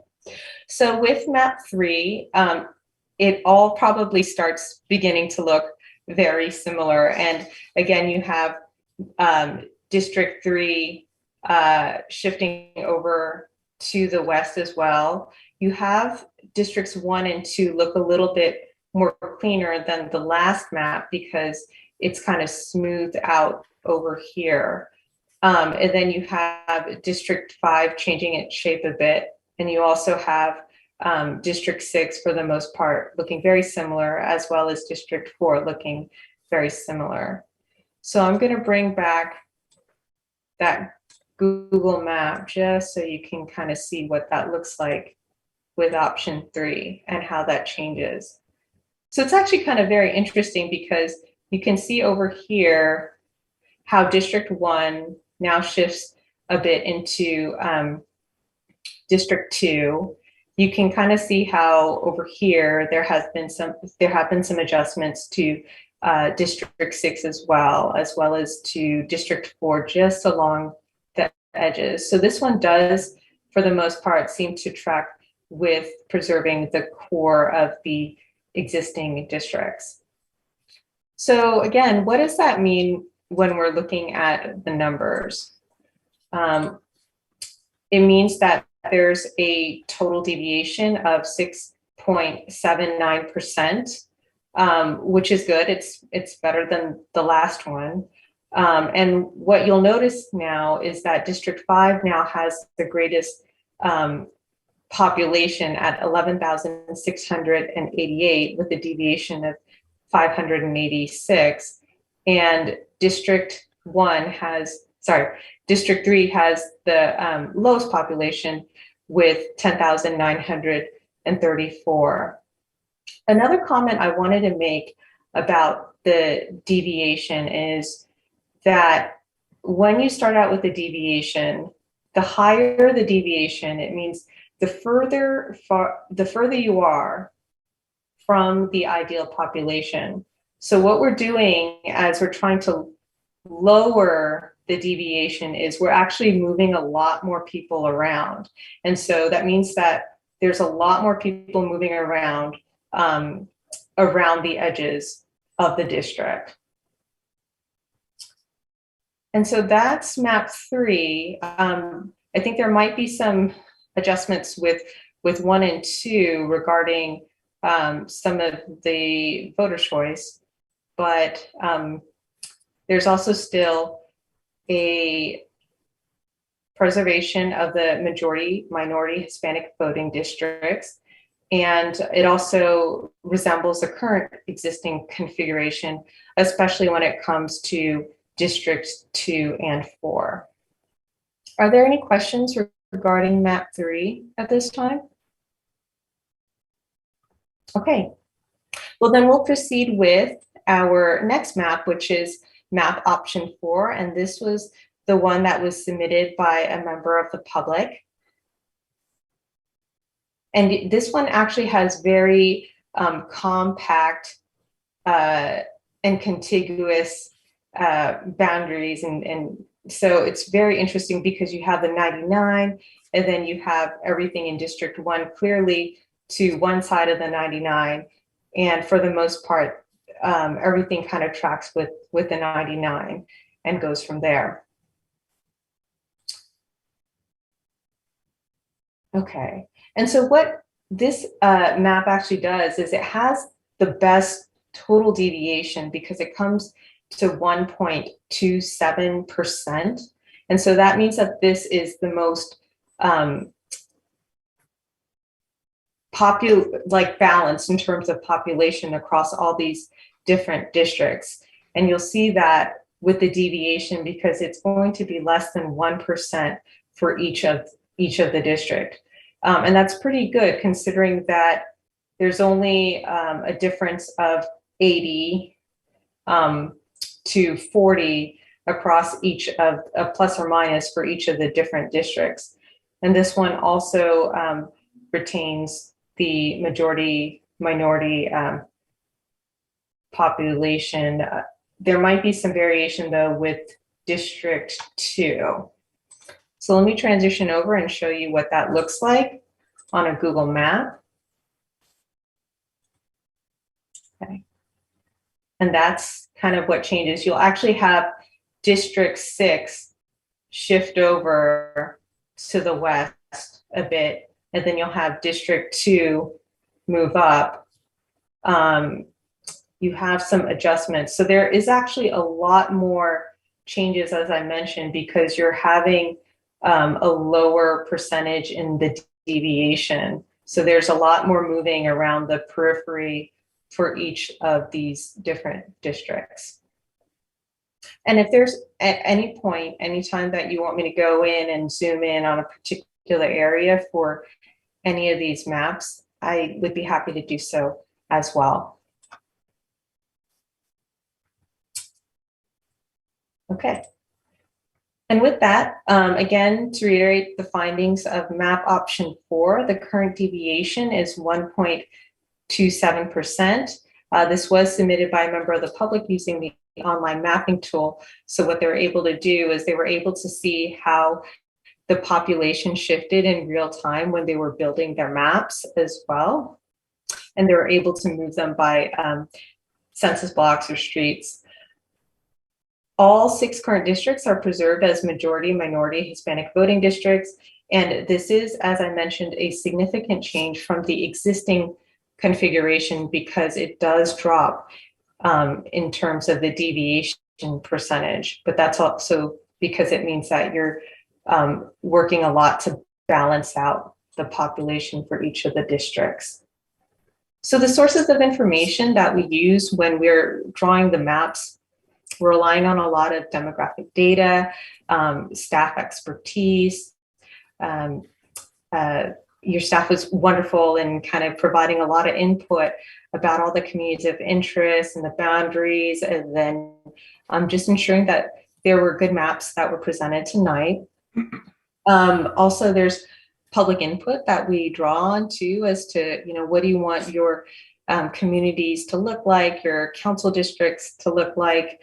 Are there, when drawing the map, should certain communities stay intact, or what would you like to consider when we're shifting? What natural boundaries should we factor in? And of course, council input as well. And so tonight, what I will be doing is just taking input that you may have on the draft maps. And if you'd like to see revisions, I can take that input and we can come back with a different version. Or if you prefer and you are kind of gravitating towards a certain map, that's fine too. And we can come back for public hearing number 4 and present a final map. So timing wise, if you do select a preferred map again, we would have that at the 4th public hearing in 2 weeks. Or if you'd like revisions, we'd come back with those changes, and then we could also have an additional hearing as well, so long as the deadline of April 17th is met. So just to kind of go over again what has happened so far, we've had the 2 public hearings in October and November. The mapping kits were released in November. We prepared some maps. We had a workshop in December. Tonight we have the 3rd public hearing. We will have a 2nd community workshop where I will also be going over the maps again, and that'll be this Sunday, 1:30 to 3 at the Pan Am Community Center. The 4th public hearing will be on February 16th. If you need additional time before the deadline of April 17th, that's fine. And then, as you know, there's an election in November. Okay, and with that, that concludes my presentation. I'm happy to go over any of the maps and shift that, so I'll just keep the screen share on as well. Or actually, I'll just take it off, and then if you want it back on, I can put it back on. Thank you. Thank you very much for that. We will now open the public hearing for anyone to comment from the public. Do we have any members of the public, Alicia, wishing to comment? We do, Mayor. We have one member of the public that will be approaching the podium.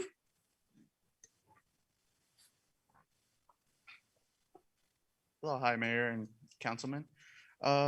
Is it on? Yes. Okay. Thank you. Well, I live in Parksdale. Not sure where the hell the map is. Road 39 and 13 and a half. And like 10 years ago, those homes were not there. But now they are. There's a lot of homes. I was wondering if it will be included in the new drawn the districts, the drafts, because I didn't see them in the draft. I was just wondering if it would ever be included in that, just because I didn't see any. I'm not sure what the maps. Sure, I can find it. Did it happen to be one of the 3 parcels that were added by chance, or? No, it's not. It's it wasn't in. If you could speak into the mic and a little louder, please. Okay, yeah, it wasn't drawn in the maps. So it's like 39 a road. Yeah, sir, excuse me, if I may, Mayor, I believe that the area that the gentleman's referring to is in the county. It's north of Avenue 13. It's probably near, so it would be east of Tozier, north of Avenue 13. Am I correct in saying that? It's over there by the new homes that were built, the self-made homes. Yeah. By Cesar Chavez, that road. Yeah, right to the north of Cesar Chavez. Yeah. So Cesar Chavez Elementary is in the city of Madera, and that's the area that Joanne kind of referred to as somewhat the tail that goes to the east part of the community. And that in all options is currently designated as option number, City Council District number 6. Parksdale is currently in the county of Madera. It is within the city's sphere of influence. However, because it's not technically in the city, it would not be included in these maps. If someday, if the area were to become part of the city, at that point, it would be it would go into an area either more than likely based on the maps we saw today, it would more than likely go into district number 5 or district number 6. And Joanna, if I'm misspeaking, just feel free to jump in. But it's currently not in the city. And that's why it's simply just not on the maps. Another example would be Parkwood. Parkwood is currently, it's right next to the city, but because it's technically in the county, if you look at the maps, we go around it because it's technically not within the city's jurisdiction. Okay, all right, thank you. Absolutely. Yes, and you're absolutely correct, Mr.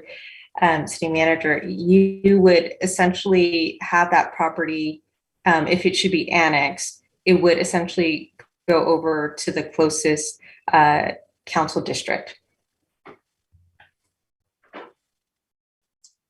Are there any more members of the public, Alicia, wishing to speak on this item?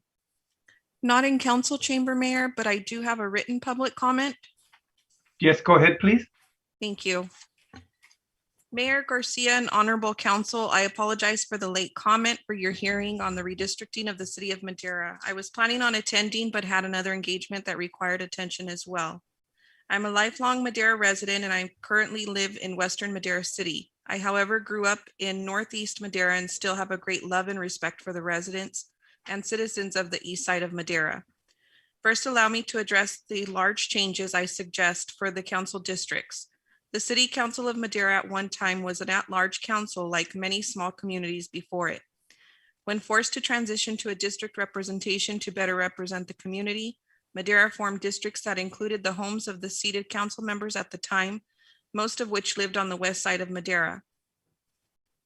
Although that was many years ago, today the districts of the Madera City Council still heavily favor the west side of Madera over the more densely populated east side of Madera.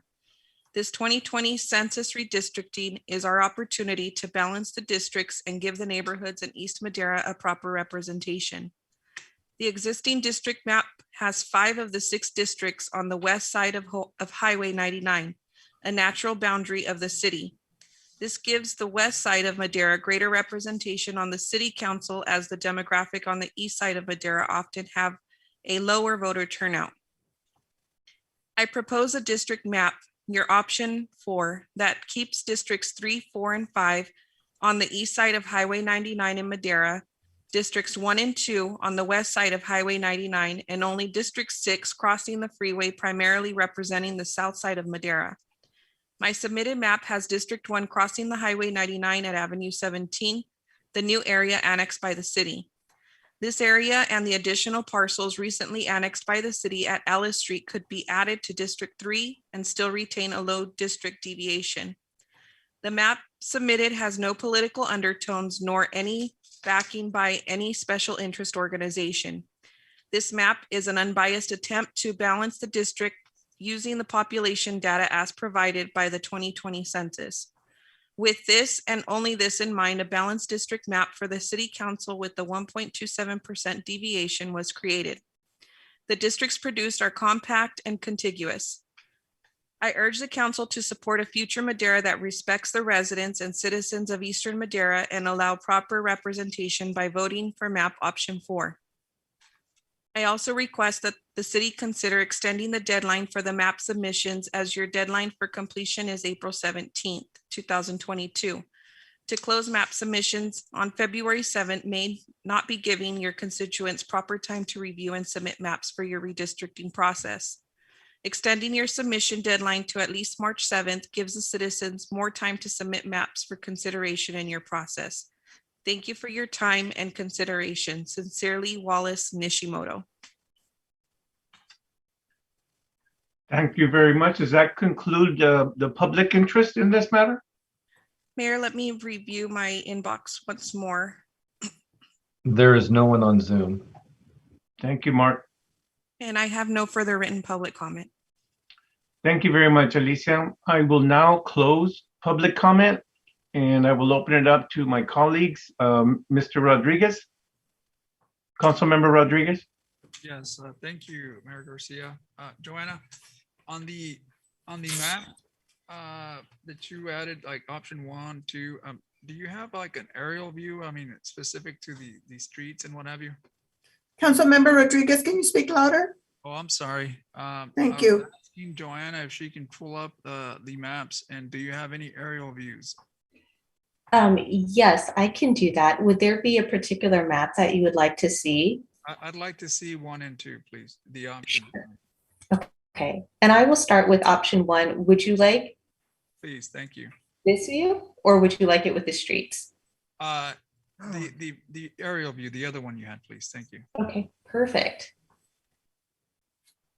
So I understood that there was some minimal changes done on this particular map, and the deviation here was, I believe it was 3 point something, correct? On option 1. Option 1 had it was about 3%, yes, and it was specifically 3.56%.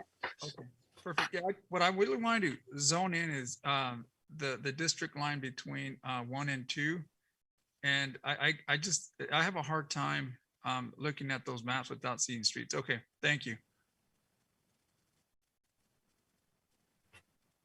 That clarifies. Thank you very much. I just the difference between both. I know that you had mentioned that there was a portion of District 1 that encompassed District 2, and I think that's in option 2. I wanted to see the differences in the area view, and I think you showed me this here. Can you take it now to option 2 now? Yes. Okay. And okay, now I see that clear. I'm sorry. I know with the other maps, although they're colored, I feel like I see better when it's aerial view. I can make sense of the streets and stuff. Thank you. Thank you. Any other comments or questions from my colleagues? Interesting. Do you have any more to add? Anything else to add, Joanna? No, I'd be happy to answer any questions if you have any. I don't see any hands raised. Here we go. Woke them up. No, I still don't see any. I thought I saw some before. Hilda, did you want to say something? I would just like to request Joanna, if she could underscore the time frame. I think, after you look at all these maps, and a lot of them are similar, but there are definitely differences from what you have today. And everybody would probably like to have more time, but Joanna, can you underscore the time frame and the need to proceed expeditiously, if you will? Yes, thank you, Hilda. So the deadline for April 17th is a hard deadline in terms of completing this process. And what happens is, if that deadline is not met, then within 5 days, there has to be a notification to the court, and there's a possibility that the court would take over and redraw the maps. There's also the possibility that someone could challenge, essentially file suit and have the courts redraw the maps too, in which case the city would be liable for any attorney's fees and for expenses affiliated with drawing those maps by a special master. And in that case, if the courts redraw the maps, then the community wouldn't really have any say on what the council districts would look like. And so we do want to adhere to any deadlines. If there's any input, or if members of the public would wish to submit a map in the very near future, we could try and accommodate that in the next week or so, and to come back with a map. But we do want to, again, adhere as closely to the time frame as possible. Thank you. Councilmember Rodriguez, did you have another comment? Yes, I just wanted to make a comment in respects to the options presented. I know that the deviations currently with our proposed or our current districts, are well over, and I believe minus 31, Joanne. And whereas, the ones presented here pretty much tighten up. And I'm not opposed to options 1 and 2 because those don't deviate too far away from the original maps, with certain exceptions, of course. But again, they show pretty tight deviations that are acceptable. At the same time, if you look at your current council, I mean, you would see that this is probably one of the most diverse and balanced councils that you've seen, representing not only the west side, Central Madera, East Madera, but I don't think in the history of Madera you've seen any other council that's more represented and more diverse, that's balanced in regards to the regions that we represent. Obviously, one can disagree with that, but I certainly look at the dais up here and I see a lot of representation, not only from one particular section of the city, but I do like those 2 options. Those are my comments. Again, because they're the lowest that were presented by Joanna, again, and not favor any other ones, but those are probably the ones that deviate they deviate less from the current map districting and also in numbers that are required to be in compliance.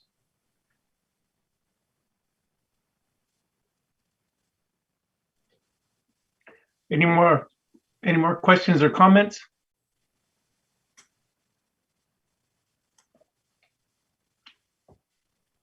Mr. Montes.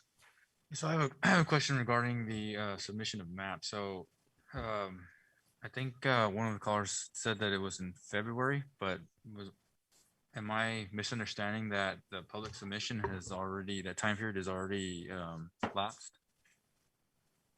Or am I incorrect? So the public can still submit maps. The time period has already passed, and the goal at this point is if council were ready to narrow down and move forward with the preferred map, then council could on the 16th come back with a final map for consideration. If council would like to extend that and allow for the submission of more public maps, then we could present additional maps at the next council meeting. However, that would push the timeline back that would add another hearing, and it would also push the timeline back to March at the earliest before council would be ready to adopt a final map at the earliest. There also has been only 1 map submitted to date by a member of the public since we began this process in October, if that's helpful. Yeah, thank you for that. So we do have another workshop that we're going to have coming up soon here. I would be in agreement with Councilmember Rodriguez that 1 and 2, they preserve the core of the existing council districts, I think, the best right now. Some of the other issues you have, preserving minority districts it's not an issue that we're going to have. I would prefer those 2 right now with some, with the comments that we have from the upcoming workshop. And I don't know if that's something that we would be able to bring back after we receive comments from there. Would that be another public hearing if we're not changing any of the maps? Or we're not submitting new maps? Yes, but you would need to select a final map, and that would have to be posted within 7 days before council could adopt. So you would want to narrow it down to 1.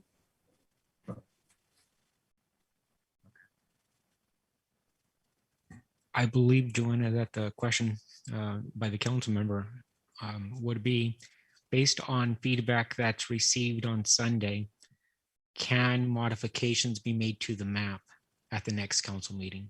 Is that correct, Councilmember Montes? Yeah, so we would essentially have to give at the next council meeting, taking in the public the comments from that workshop at the next council meeting. Yes. We can make changes basically in the public hearing and say, this is the map that we want. Yes, you would need an additional hearing because you would be having modifications to the map. So we could make modifications and present revised maps on the 16th. Okay, because I would prefer that. I mean, I have had the maps for less than a week, and I'm not an expert at this, so I still, I'm giving myself enough time to look at it. But, from the information that I have, I think 1 and 2 would be where I'd be going with some slight modifications probably. But again, I want to hear what the last workshop, what people have to say at the last workshop. So those are my comments. Thank you. I'm going to call on Council Member Gallegos. Thank you, Mayor Garcia. Joanna, the question is, we're looking at these, and I've been studying them also, like Councilman Montez and other council members. If we were to look at moving some lines that we felt that might need, is the software still available that if we were to move something that it would change the population so that there's no way of us calculating if we said this line maybe could go up a little bit? Do we have that capability to do that? Yes, under the online mapping tool, it would be possible to see the changes in population if there were just some shifting even by blocks. And that's on our website to still do that? Okay, thank you. Thank you.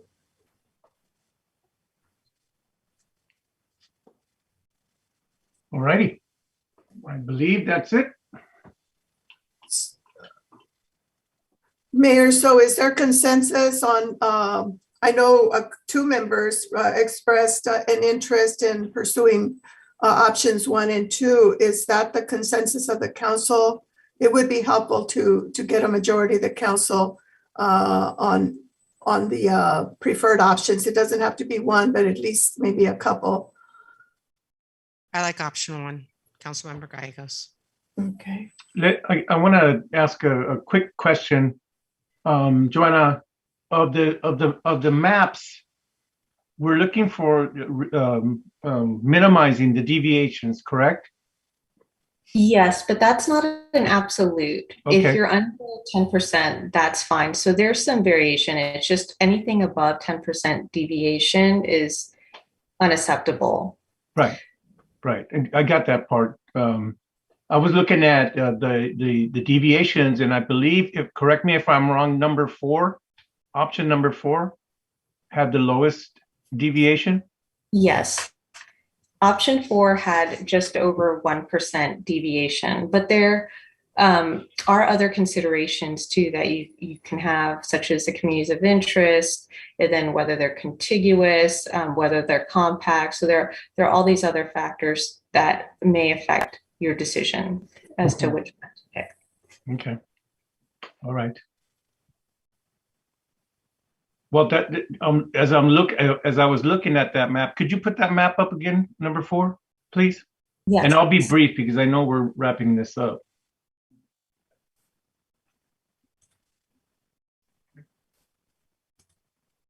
Okay. And can you see that okay? We can't see that right now. Oh, all right. How about now? And is that number 4 without? Yeah, just make it the color scheme. Yeah, there you go. Okay. Yeah. And this is number 4? This is number 4. And I can take just the options. So this is the existing district boundaries right now. And then when we add 4, that's how it changes. Right. Okay. Yeah. All right. Okay, well, thank you. Councilmember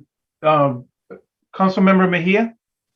I just wanted to make a suggestion to put the interactive map tool link above the PDF because it was also pretty difficult for me to find that. Do you hear that, Joanna? Yes. I can do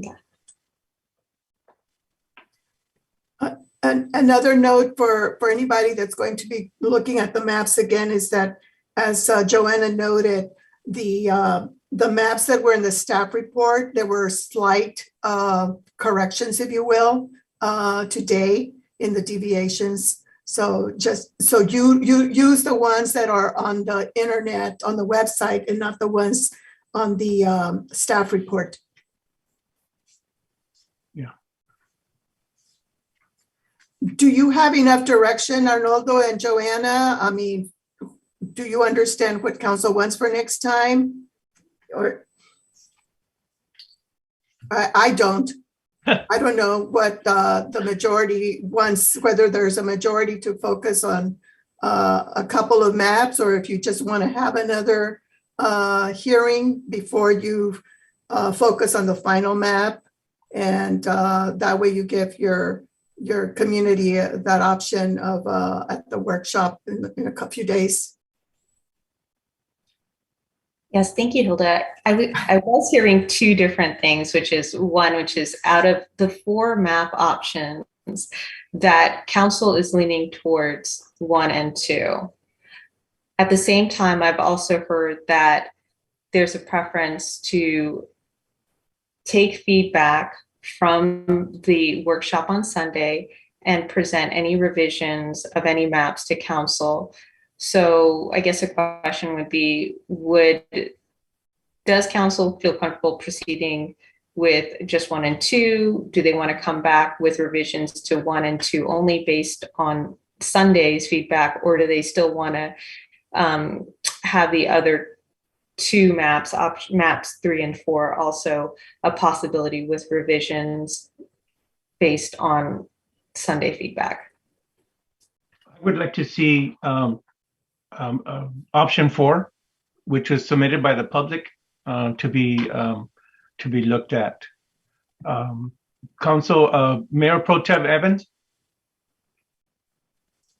Yes, I too agree. I would like to see option 4 again and see some workup on it. And after Sunday's meeting, then come back and deliver a roundabout as far as all 4 maps are concerned. I'm not going to just say I'm ready to just agree with 1 and 2. I would like to see something done as far as 4, because 4 interests me more. And Councilmember Rodriguez. Yes, thank you, Mayor. What I would suggest is maybe get a thumbs up, head count, and maybe this way we can have good direction. I mean, I think there's a lot of every council member, but I think collectively, if we can narrow it down and we can make this process a lot easier, not only for Joanna, but for staff, for ourselves, and for the community. I think public hearings have been held accordingly, but I certainly would like to move on those 2 options that were presented. I'm not sure how the rest of my colleagues feel, but option 1 and 2, and with any revisions from Sunday, I can certainly give that direction. I'm not sure if anyone else would feel the same way. I think we can narrow this down and hopefully get a finalized map on our next meeting. Is that a motion, council member? If you need that in the form of a motion, Hilda, then I can certainly do that. That might be helpful just to determine where the focus is. We consider options 1 and 2 with any modifications from our upcoming meeting on Sunday, and then bring that back for a finalized map. Second.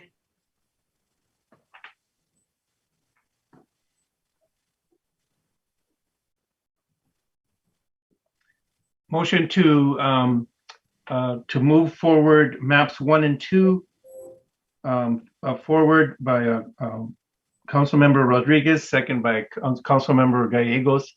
Alicia, would you call the roll?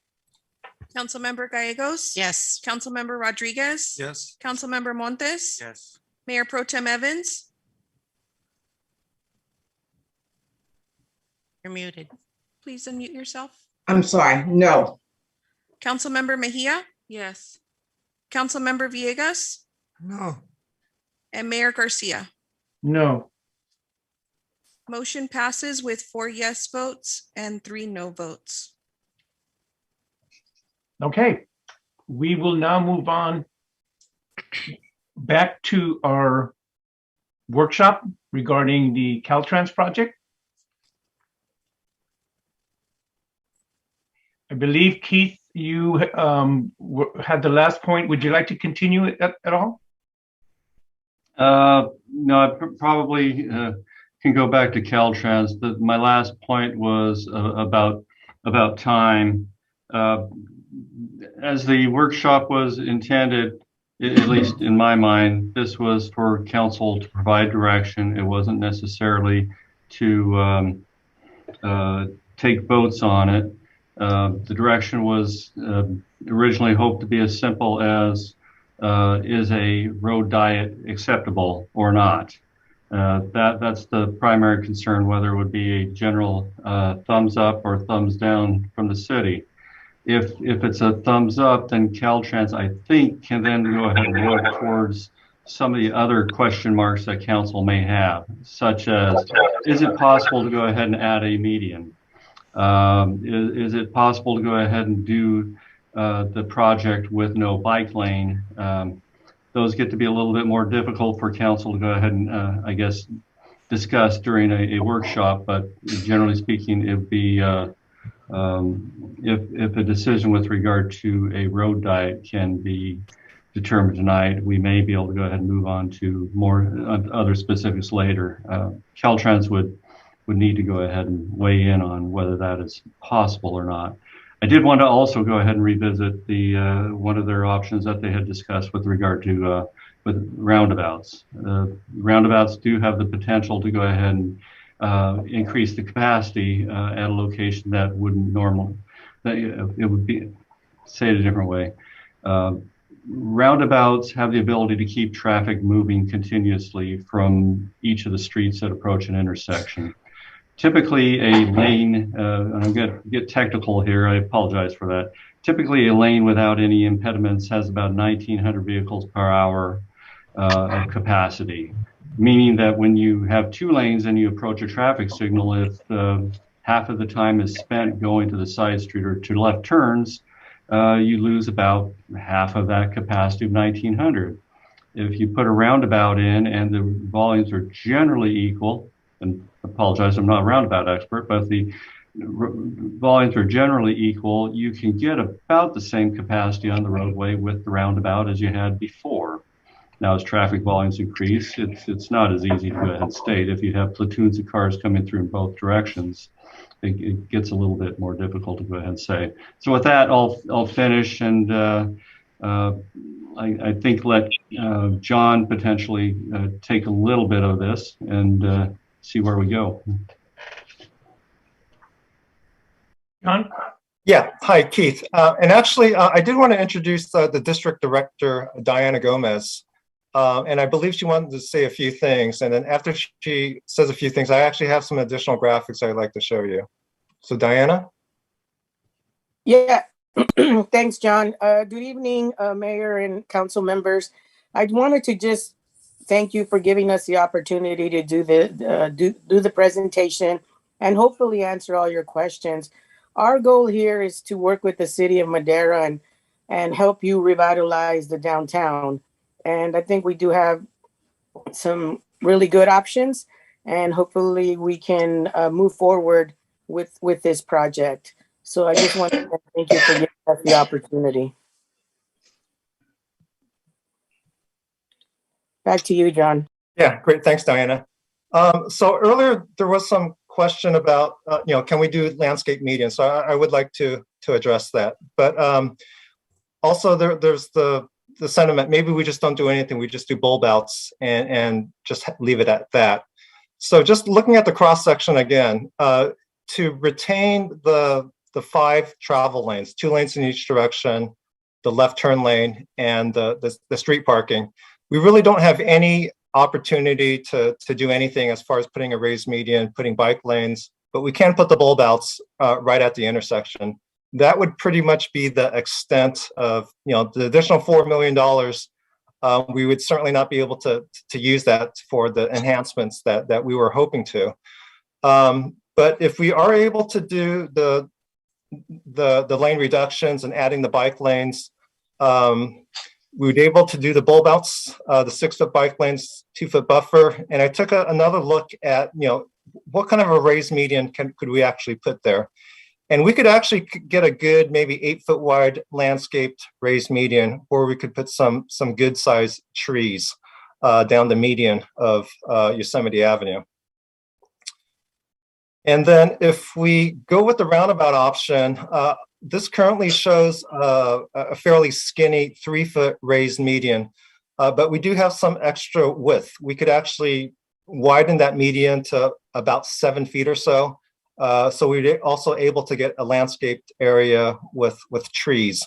And as Keith mentioned earlier, the roundabout option would also provide that added capacity, a lot of the capacity that we will lose.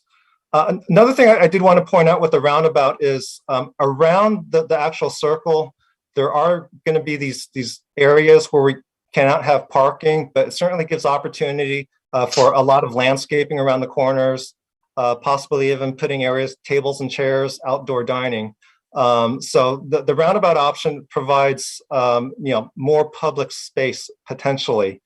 And I think we could end up looking something very much like Bird Walk with having the wide median and the landscaped corners. So yeah, I'd be happy to entertain any other questions that I might be able to respond to. This is the mayor. I would definitely, I really just have a comment based upon my discussions with folks in the years that I've lived here since 1971. And no one has, I've heard no one say, I want it to be a freeway where I can get on that puppy and just get up to 65 miles an hour down the middle of town. What I've always heard is that we need to beautify and we need to put some landscaping. We need to make it pedestrian friendly with bike lanes. And so I would definitely be in favor of reducing the amount of lanes and then putting in the bulb outs or the roundabouts. I like that idea. And so I would look at that as a good thing. And that's just my comment. Councilmember Gallegos. Thank you, Mayor Garcia. I just, as a comment about Yosemite is a gateway in our city and everybody uses it. We have junior high, some elementaries, and now we have Madera County Health Department, social services are all going out taking Yosemite. And that's when Councilmember Evans is saying that it's pretty congested because we have a lot of folks using Yosemite for a way of travels. If you go down the side streets left to right of it, they're all both one lane, one way. And a lot of our residents won't take that avenue to get through because it's bumper to bumper and those streets can't handle that type of congestion. It's very congested. They can't handle the flow of traffic.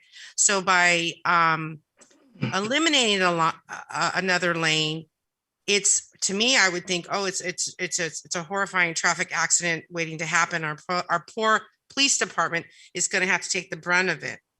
Another question and concern of mine as an elected official is public safety response. If we were to do roundabouts, it slows it down.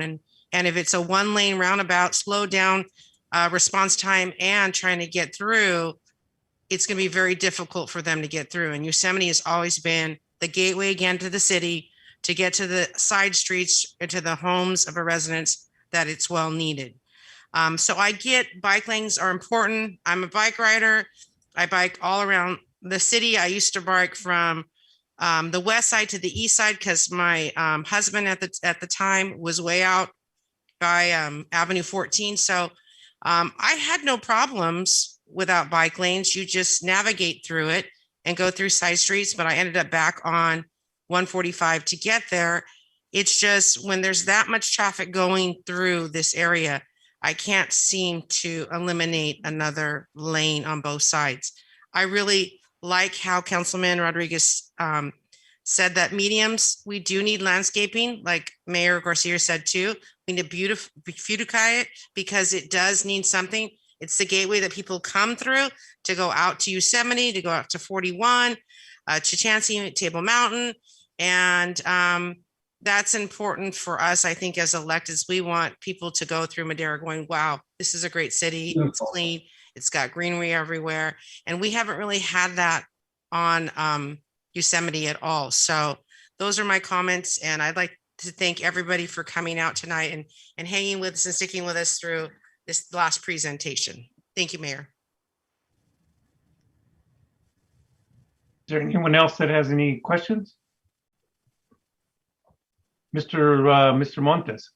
No, I still for the design aspect of it, if we move forward and say, hey, we are or we're willing to reduce the lanes there. I'm not gonna say road diet, even though I just said it.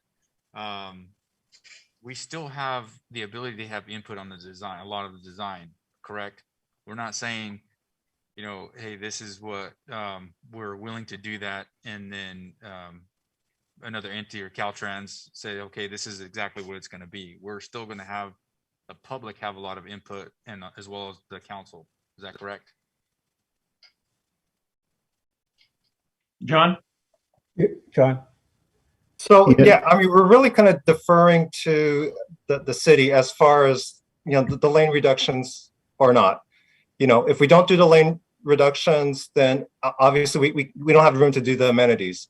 But if that is the vision of the corridor, we will go along with what the city wants us to do. But again, my personal feeling is we're not going to be able to do the landscaping, the raised median, the bike lanes.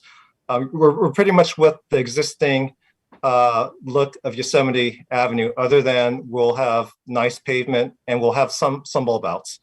But again, we really are deferring to the city as far as direction. I don't have a problem with the lane reductions. I think it's a good opportunity for the city to move forward. There's a lot of people that live in the area that don't drive and they walk around. In the pictures you have, you can see that, and there's not sidewalks. It's not very safe. And this is not kid ourselves. Sometimes it's not very appealing down there. So I think this would be a good opportunity for us to do some revitalization. Your comments earlier saying that if there is a reduction, it can accommodate the traffic that's there. I mean, you know, you're talking about in the near term.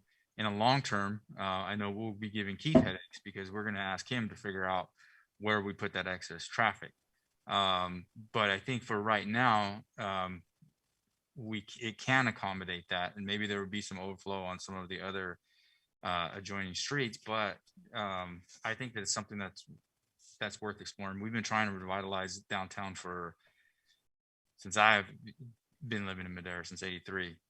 So I think that we could move forward. We should move forward with that, and then making sure that council and the public have a lot of input on what the design looks like. And those are my comments.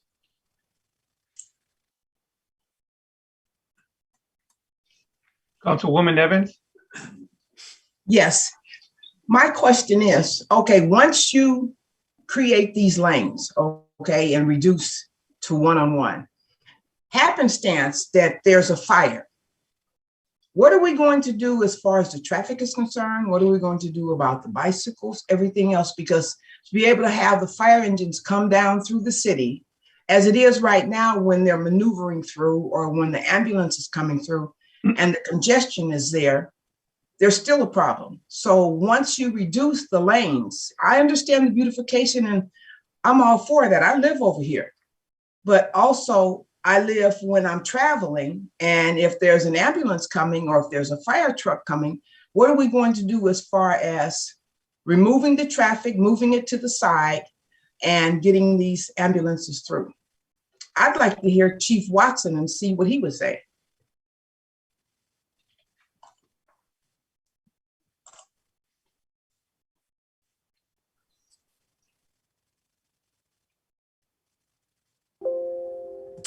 Yeah, hi, Councilwoman Evans, or Mayor Pro Tem Evans. This is Chief Watson. I'd have to further study the plans with the lane reduction and check it against the width of our vehicles.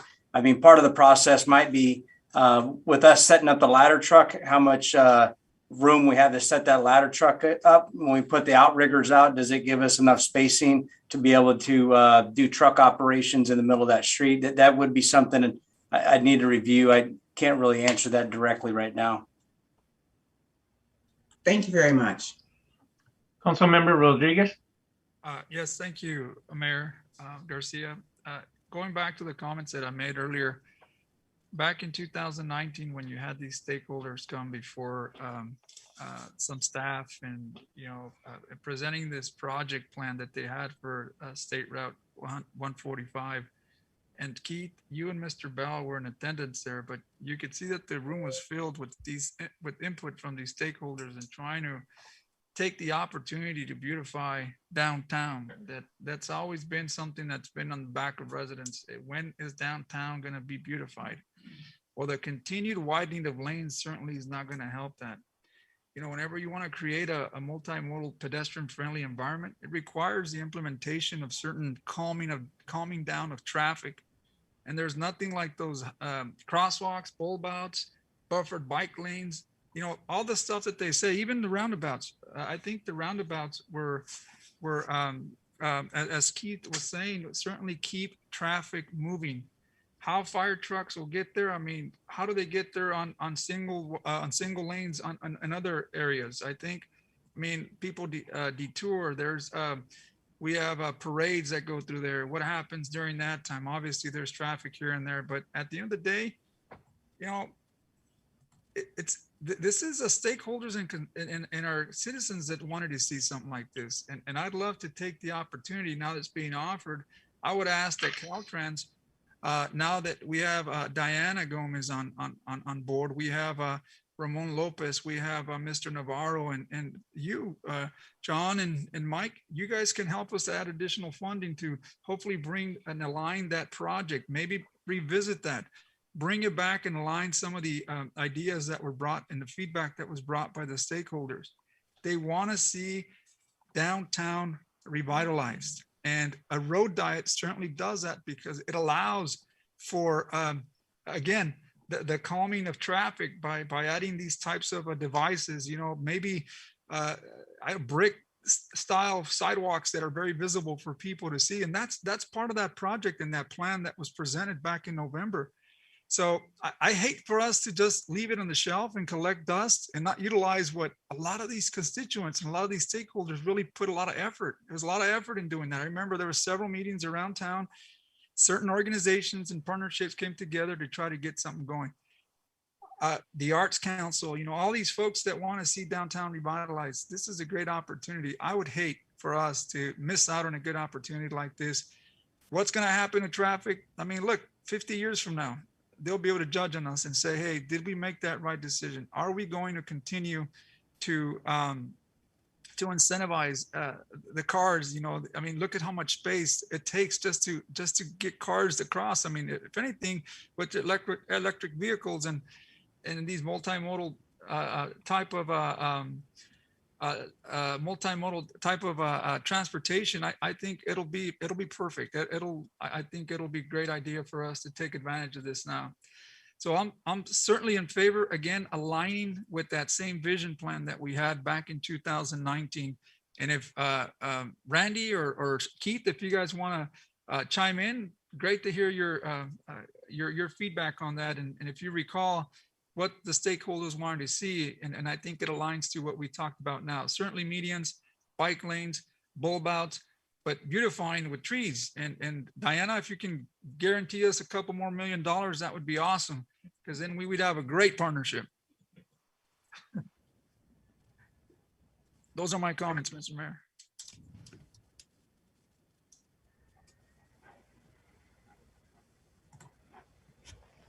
I was just thinking about the transportation study. It did show, Randy, correct me if I'm wrong, in specifics, it did show the 2 lanes each direction, and it did have a road diet option in there. We were, I think the conclusion of that report was that it would be 2 lanes.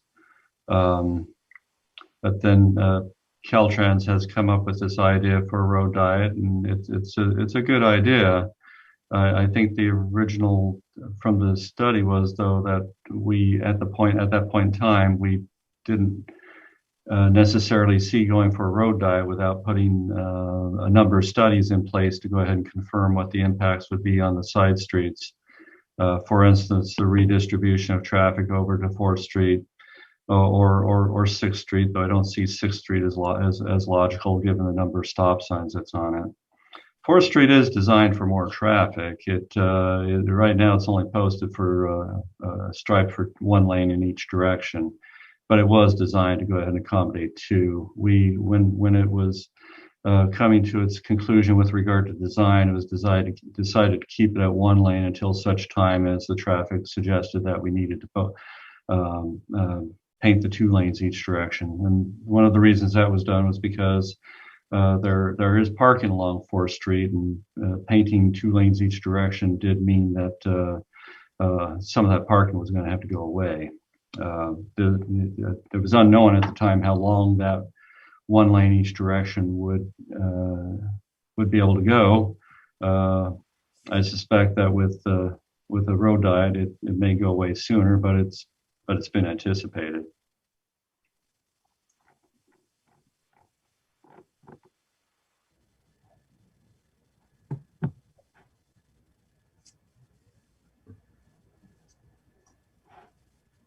So Keith, if I may, I'm sorry, I know everybody's quiet here. Keith, Sure. so the impacts, back when that study was done, did we have those impacts? Do these other road diets alongside these suggestions with the roundabouts, do they help mitigate for some of that congestion?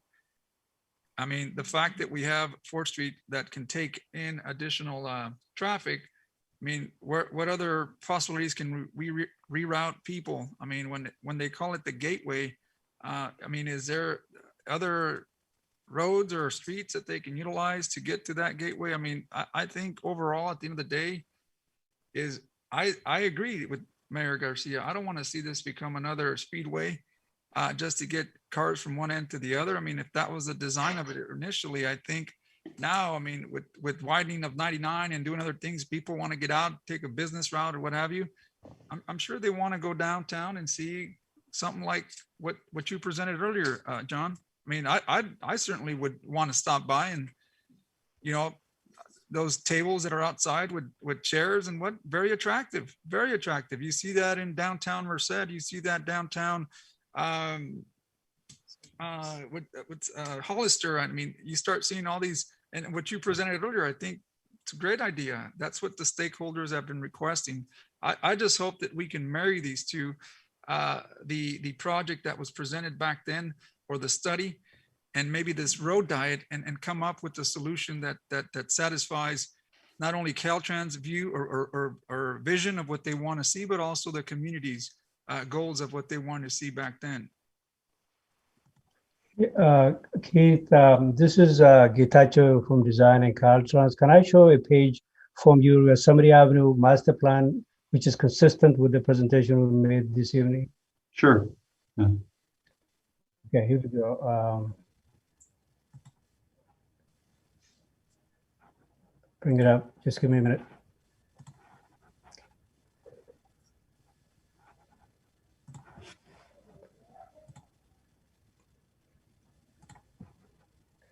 This is a page out of, yeah, here we go. Share. This is the page out of Yosemite Avenue. You see this is a page out of the Yosemite Avenue master plan, YAM, back in March 2020, prepared by Mark and Associates, I guess. If you notice, this is consistent with what John presented this evening. Yes, definitely. I think that the report recognized that additional studies would need to be done if we move towards that.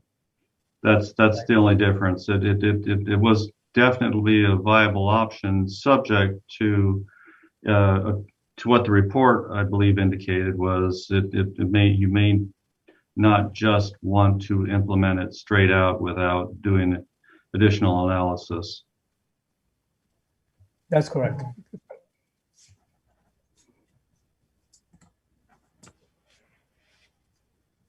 Did you have another comment, Mr. Rodriguez? No, Mr. Mayor, that's it. At this time, I think I've said what I was going to say. Thank you. Appreciate the presentation from Caltrans. Yes, I certainly would not want to lose this opportunity. Caltrans is willing to work with the city to move forward, and I would certainly want us to see the beautification of downtown, considering that really it's only a small portion that we're talking about. It's not all of Yosemite Avenue. It's a portion of it. And to me, it's very important that we move forward and we partner with Caltrans to do exactly what the public in Madera has been asking for a very long time, and that is the beautification of downtown. And if we can minimize a little bit of that traffic in a very small portion of Yosemite Avenue, I think that that would be a benefit to our city. Do we have any more comments or questions? So, Mr. Rodriguez, going back to, this is Arnoldo, going back to the suggestion that we had that we bring this back to the council in 2 weeks, and then we could make a solid determination as far as direction.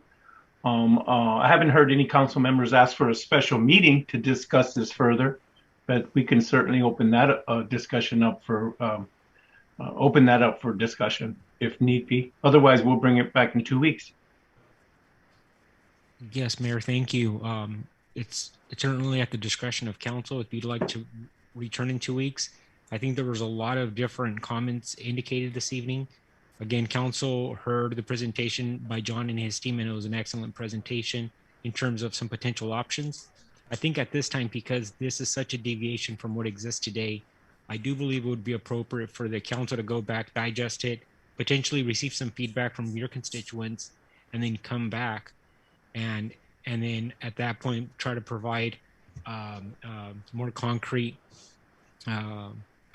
direction to John and the team. And if that's okay, I think that's probably an appropriate avenue, simply again because this evening was a lot of information, and this it seems like almost every option presented is somewhat of a transformative change for the downtown area, and it's going to be different in comparison to what it's been for probably good 80 years. I think Yosemite was first designed back at the turn of the century of the 1905 or something like that, and it's been like that for a long time. So this is obviously, I think, a decision that the council members, I think, owe it to themselves to make sure that your constituents are on board. And I think asking for 2 weeks, based on what John and Mike said earlier this evening, I don't think it throws the program off too dramatically.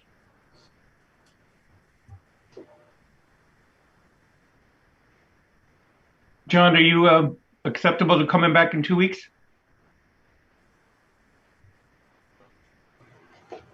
Yeah, this is Mike. I don't know if John cut off. Yeah, we definitely are. This is Diana. Yes, we will come back in 2 weeks. And I just want to assure, the council that we will, as we proceed with the project, we will most definitely be working with the city, getting their input, during the environmental process. Maybe we can do a public meeting and show them what we're proposing. So we will continue to work with the city. And so in 2 weeks, we will come back here. And if you need information from us before then, please feel free to reach out to myself or to John. Thank you very much, Diane. Mr. Arnoldo, I think we have direction here for 2 weeks. I think we do. Thank you very much, Caltrans team and Diana, and thank you very much, Mayor. Thank you. Thank you all. We will now move on to item B, the consent calendar. The matters listed under the consent calendar are considered routine and will be enacted by one motion and one vote. There will be no separate discussion of these items. If discussion is desired, a member of the public or a member of the council may request an item be removed from the consent calendar, and it will be considered separately. Alicia, do we have any members of the public wishing to speak or address this item? I have no one in the council chamber, Mayor. Let me verify if I have written public comment. I have no written public comment. Mark, do we have any callers on Zoom? We actually have no attendees on Zoom right now. Thank you very much, Mark. Thank you very much, Alicia. I will now close public comment on this item. I will now ask for discussions or a motion from my colleagues. I'd like to pull B7, Mayor Garcia.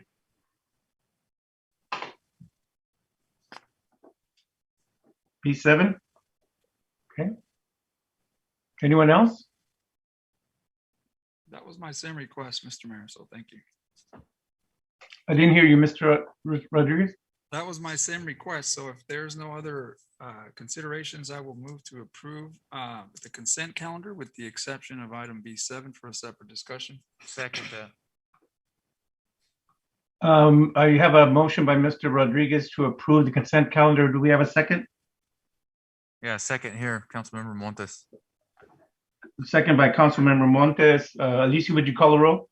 Councilmember Gallegos? Yes. Councilmember Rodriguez? Yes. Councilmember Montes? Yes. Mayor Pro Tem Evans? Yes. Councilmember Mejia? Yes. Councilmember Villegas? Yes. And Mayor Garcia. Yes. Motion passes unanimously. Ready?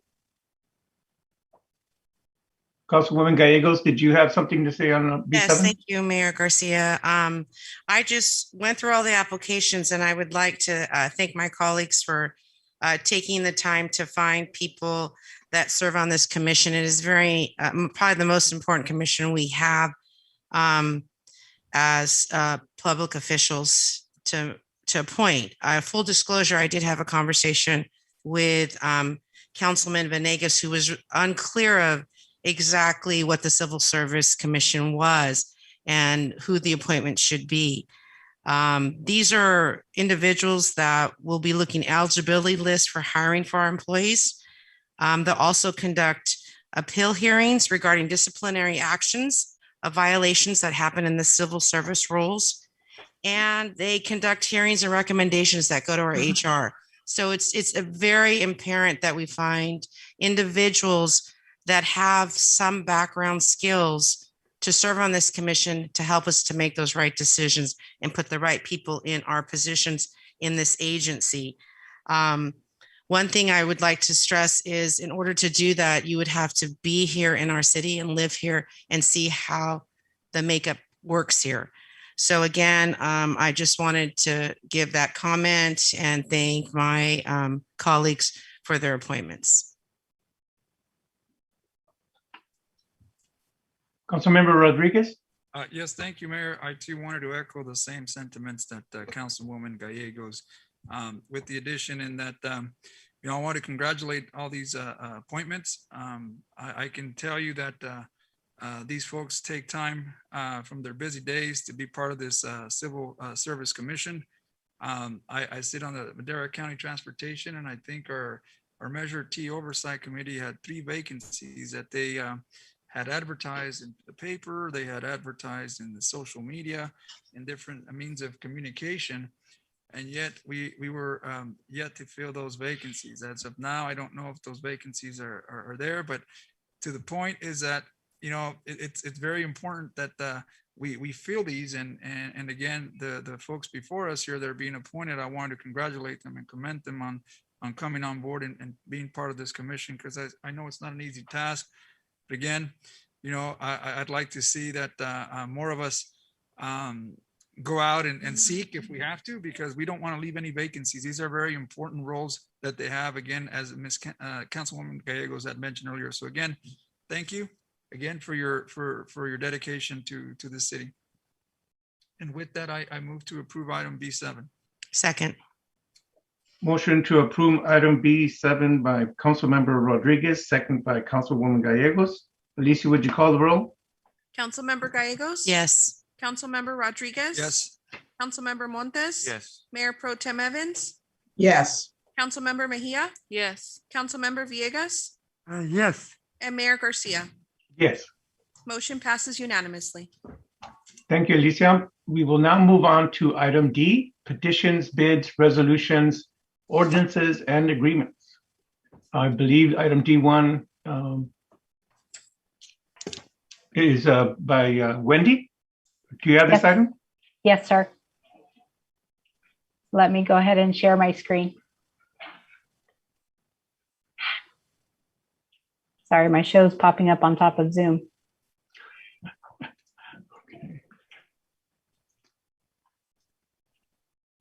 All right, you should be able to see the presentation? Yes. Okay, good. So item D1 is introduction of an ordinance regarding the city manager's claim settlement authority. So in April 2020, the city council did adopt an ordinance to improve operational efficiencies within the organization, providing authority to the city manager to act on timeliness and sufficiency of claims under the Tort Claims Act, rejection authority for all claim types, and to settle any claim for the city that is valued at $10,000 or less. So that process has been in place just under 2 years. At this time, what you have before you on tonight's agenda is a proposed ordinance that would increase that settlement authority to $35,000. The proposed revision is based on feedback received, like I said, now that that existing process has been in place for almost 2 years. Of note, Government Code Section 935.4 provides that delegation of authority to an employee of a general law city shall not exceed $50,000. The recommended authority limit is well within the government code requirements. The alternatives, as noted in the report, in short, council could go up, council could go down. We just can't violate the government code. But the ordinance as drafted for introduction this evening is to set the city manager's claim settlement authority at $35,000. And that concludes my presentation. Thank you. Do you have any questions from, do we have any members from the public on this, Alicia? Mayor, I have no one in the council chamber. I will confirm. Mark, do we have anybody on Zoom? I have no written public comment, Mayor. Okay. Yeah, I have no one on Zoom. Thank you very much, Mark. We will now move on to any comments from my colleagues. Any questions from my colleagues?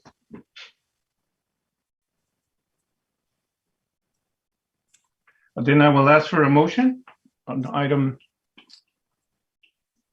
D1. Mayor, move that we approve item D1 as presented. Second.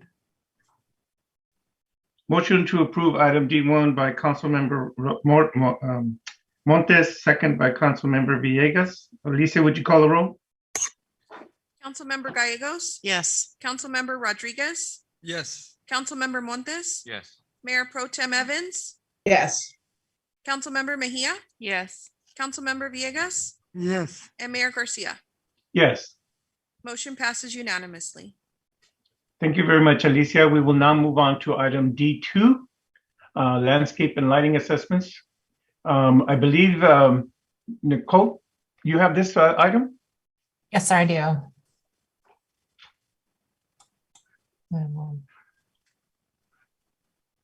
Share my screen with you.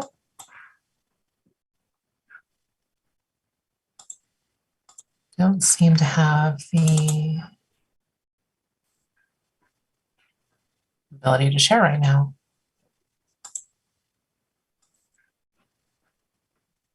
One moment, I apologize. Oh, here we go. Okay, there we go.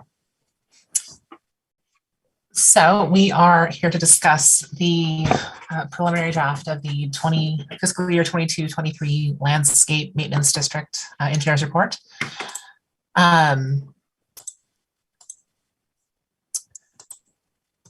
Just a history of the engineers report. We prepare this on an annual basis, and it incorporates past expenses, revenues, and then we try to project expenses and revenues for the upcoming fiscal year.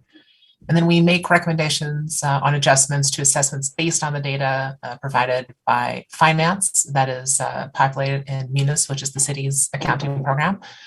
And other data is provided by parks for landscaping costs, tree trimming, things like that. And this is just a brief overview of the zones. There's 80 individual zones in the city. There is one zone that is unique, Zone 51. It's a citywide zone that encompasses individual parcels across the city. These are normally commercial businesses, so you'll see there's Zone 51 here. Love's is one, and just typically commercial businesses are distributed around the city. The rest are generally all, almost all subdivisions. What's changed since the engineer's report last year? Parks has entered into an agreement with a private contractor to perform tree trimming services citywide. We are anticipating that this year the tree trimming costs will remain the same, but next year's cost will change dependent upon an updated tree inventory, which they will be talking with the contractor about in the near future. And this year, the construction cost index remains high. This is the amount that we are allowed to raise assessments when it is warranted, or not warranted, but rather when it is written into each individual zone's covenant. Some zones have this, some do not. Currently, it is projected to be around 6%. And this means that some zones can go to 8% if warranted. We typically do a 6% is the amount that is allowed based on the construction cost index, plus 2% is typically how it is written in zones that have this clause in their covenant.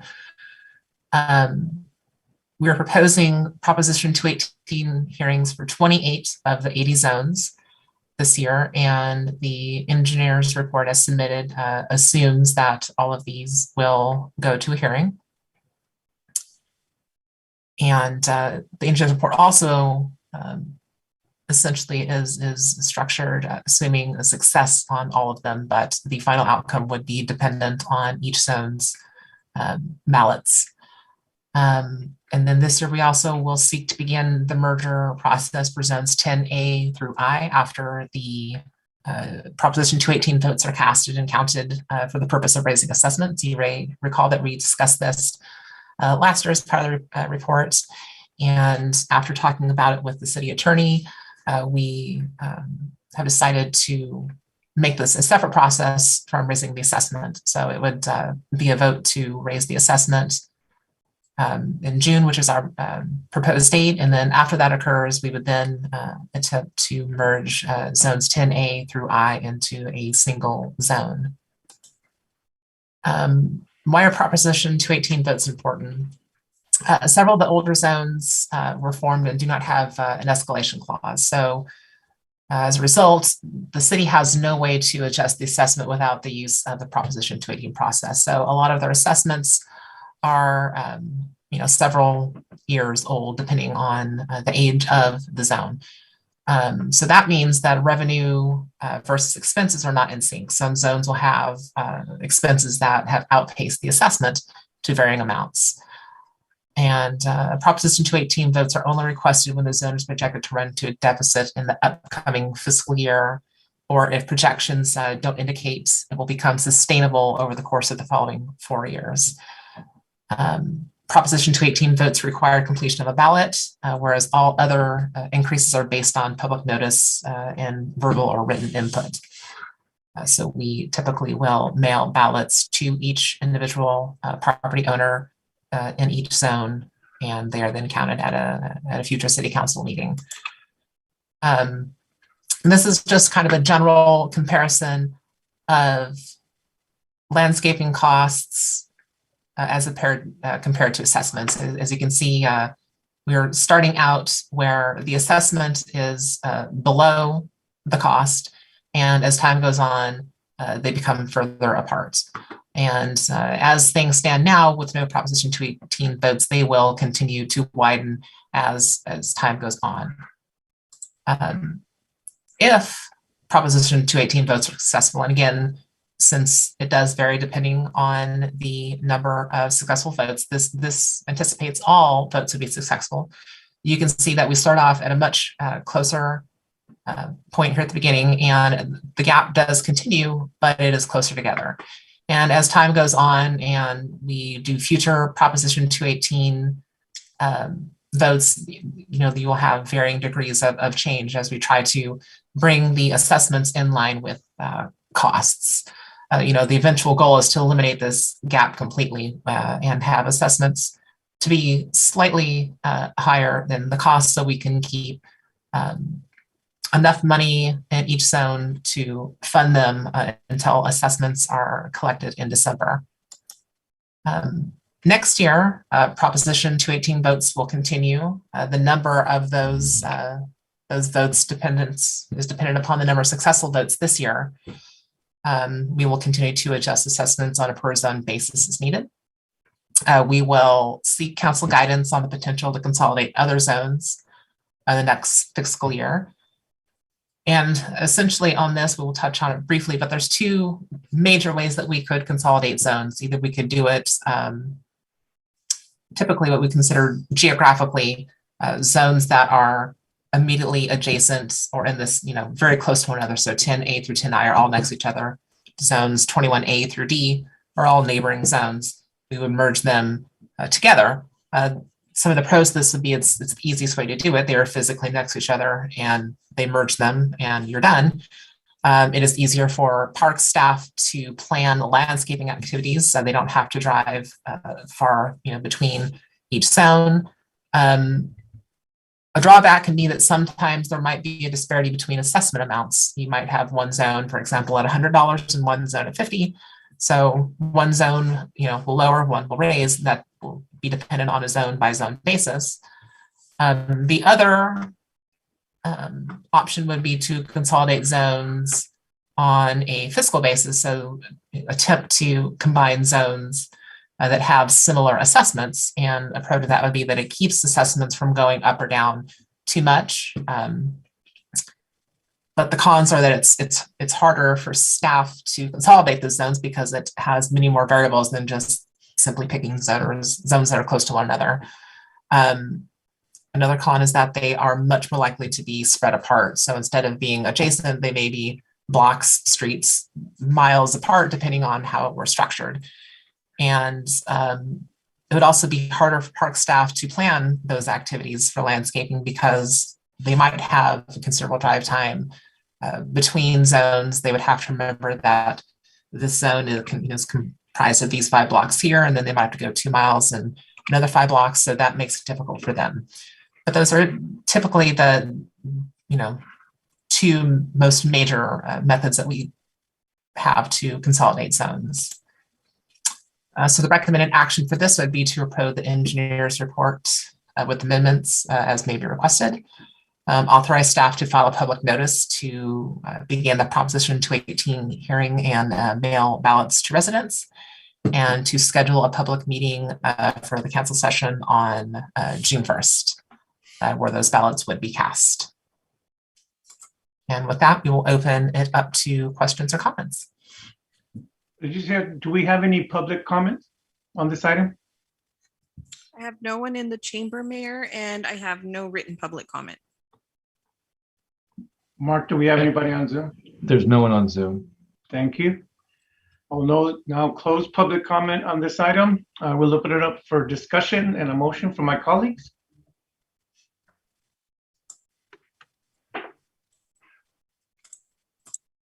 There are no questions. Is there a motion? Yeah, make a motion.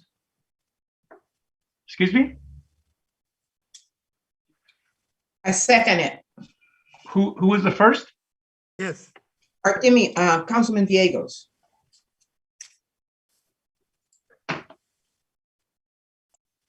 Motion to approve item D2 by Councilmember Villegas, seconded by, who was the second? I was. Councilmember Evans. Alicia, would you call the roll, please? Councilmember Gallegos? Yes. Councilmember Rodriguez? Yes. Councilmember Montes? Yes. Mayor Pro Tem Evans? Yes. Councilmember Mejia? Yes. Councilmember Villegas? Yes. And Mayor Garcia. Yes. Motion passes unanimously. Thank you for that presentation, Nicole. Thank you, sir. We will now move on to item D3, contract award for sidewalk improvements. I believe this one will be by Mr. Helmuth. Thank you, Mayor. I'm actually going to go ahead and introduce Alexis Raimundo. He has not presented to this council before, so I thought I'd give a real quick introduction. He actually started with the city in March of this last year, March 2021. He started here as an intern, and he interviewed for the potential to become assistant engineer, and he excelled at that, and he became assistant engineer at the city. And he's working on quite a few different projects right now. I want to go ahead and let you know that he is a resident of Madera. He's a graduate of Madera High School, and he attended Fresno State, and he has a degree in civil engineering.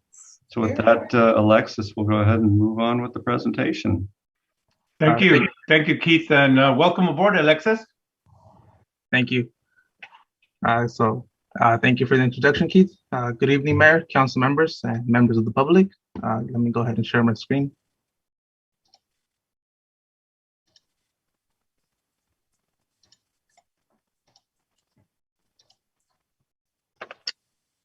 Okay, tonight I'm here to present, can you guys hear me correctly? Yes. Yes. Okay, tonight I'm here to present 2 projects for award. With council's approval, I'd like to proceed with my first presentation. The first one is D3, contract award for sidewalk improvements, Maple Street, Santa Cruz Street, Monterey Street, city project number R84.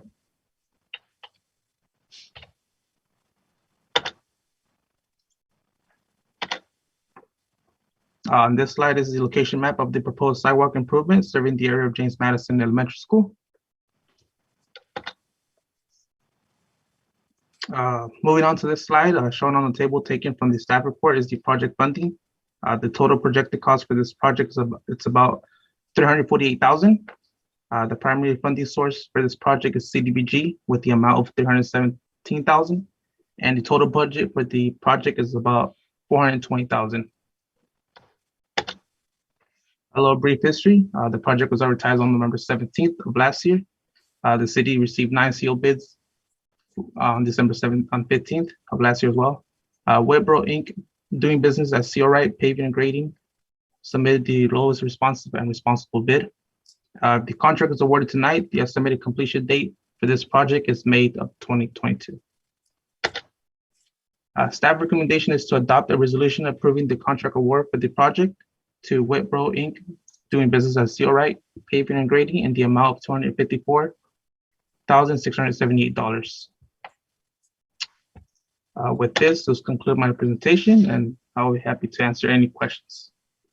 Alicia, again, I know it sounds redundant, but I have to ask the question. Are there any members of the public wanting to make a comment on this item? I have no members of the public in the council chamber, Mayor, and I have no written public comment. And no one on Zoom. Thank you very much. I'll now close public comment. I will now ask for discussion or a motion from my colleagues. Alexis, I'd like to thank you for stepping up, being so new. Great job. And with that, I'd motion D3 for approval. I second that. Motion to approve item D3 by Councilwoman Gallegos. Who was the second? Councilmember Mejia. Councilmember Mejia. Thank you. Alicia, would you call the roll, please? Councilmember Gallegos? Yes. Councilmember Rodriguez? Yes. Councilmember Montes? Yes. Mayor Pro Tem Evans? Yes. Councilmember Mejia? Yes. Councilmember Villegas? Yes. And Mayor Garcia. Yes. Motion passes unanimously. Thank you. We will now move on to item D4. I believe, Alexis, you have this item also? Yes, thank you, Mayor.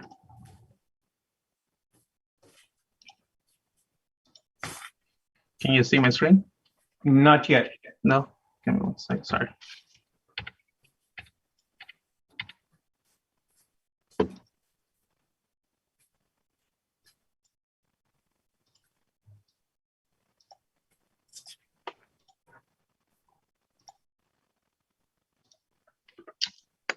Okay, this is item D4, contract award for sidewalk improvements, Lily Street and Vineyard Avenue, city project R85. So on this slide is the location map for the proposed sidewalk improvements serving the area of Martin Luther King Jr. Middle School. On this slide is a table taken from the staff report showing the project funding. The total cost for this project is about $282,000, and the primary funding source is CDBG with the amount of $185,000. Total budget approximately about $323,000. A little brief history as well. This project was advertised on November 17th of last year as well, and the open bids were on January 13th of this year. 6 sealed bids were received. Whitboro Inc., doing business as CO Right, Paving and Grading submitted the lowest responsive and responsible bid. The staff recommendation is to adopt a resolution approving the contract award for the project to Whitboro Inc., doing business as CO Right, Paving and Grading in the amount of $183,092. And with this, we'll conclude my presentation. I'll be happy to answer any questions as well. Again, Alicia, do we have any members of the public in either the chambers or in written form wanting to make comment? We have none, Mayor. And no one on Zoom. Thank you. I will now close public comment for this item. I will open it up for discussion from my colleagues. Councilwoman Gallegos. Thank you, Mayor Garcia. I just wanted to thank at this point the CDBG commissioners for awarding and my fellow council members for awarding these funds to go to these projects that really will improve these areas in our community. And if nobody has any questions, I move to approve D4 as presented. I second that. Motion to approve D4 by Councilwoman Gallegos. Again, I did not hear the second. Councilmember Mejia. Thank you. Second by Councilmember Mejia. Alicia, would you call the roll? Councilmember Gallegos? Yes. Councilmember Rodriguez? Yes. Councilmember Montes? Yes. Councilmember Evans? Yes. Oh, I meant, my apologies, Mayor Pro Tem Evans. Councilmember Villegas? Yes. And Mayor Garcia. And I'm sorry, I have an old slip that. Councilmember Mejia. Councilmember Mejia. Yes. Thank you. Motion passes unanimously 7-0. Thank you very much, Alicia. We will now move on to item E, administrative report. I believe Mr. Bobby Khan is going to make a presentation of the MCEDCE. Mr. Khan? Yes. Thank you, Mr. Mayor and members of the council. Bobby Khan, Executive Director, Madera County Economic Development Commission. If I'm going to share my screen, hopefully I get this right. Got it.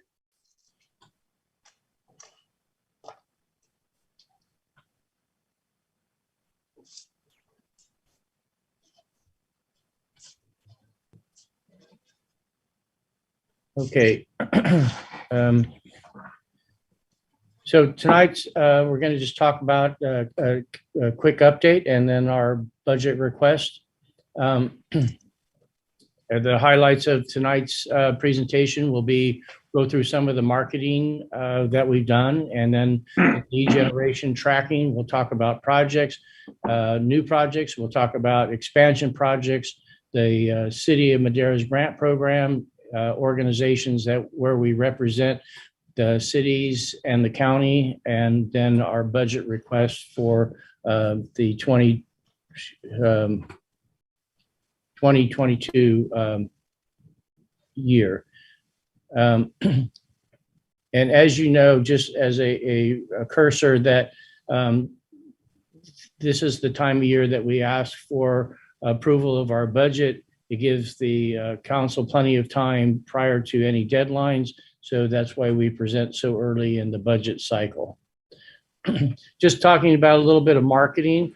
Our eBiz newsletter, it goes out every month. Hopefully you all receive that copy of that. We have over 1,200 subscribers to that throughout the community, and then actually nationwide with brokers and site selectors.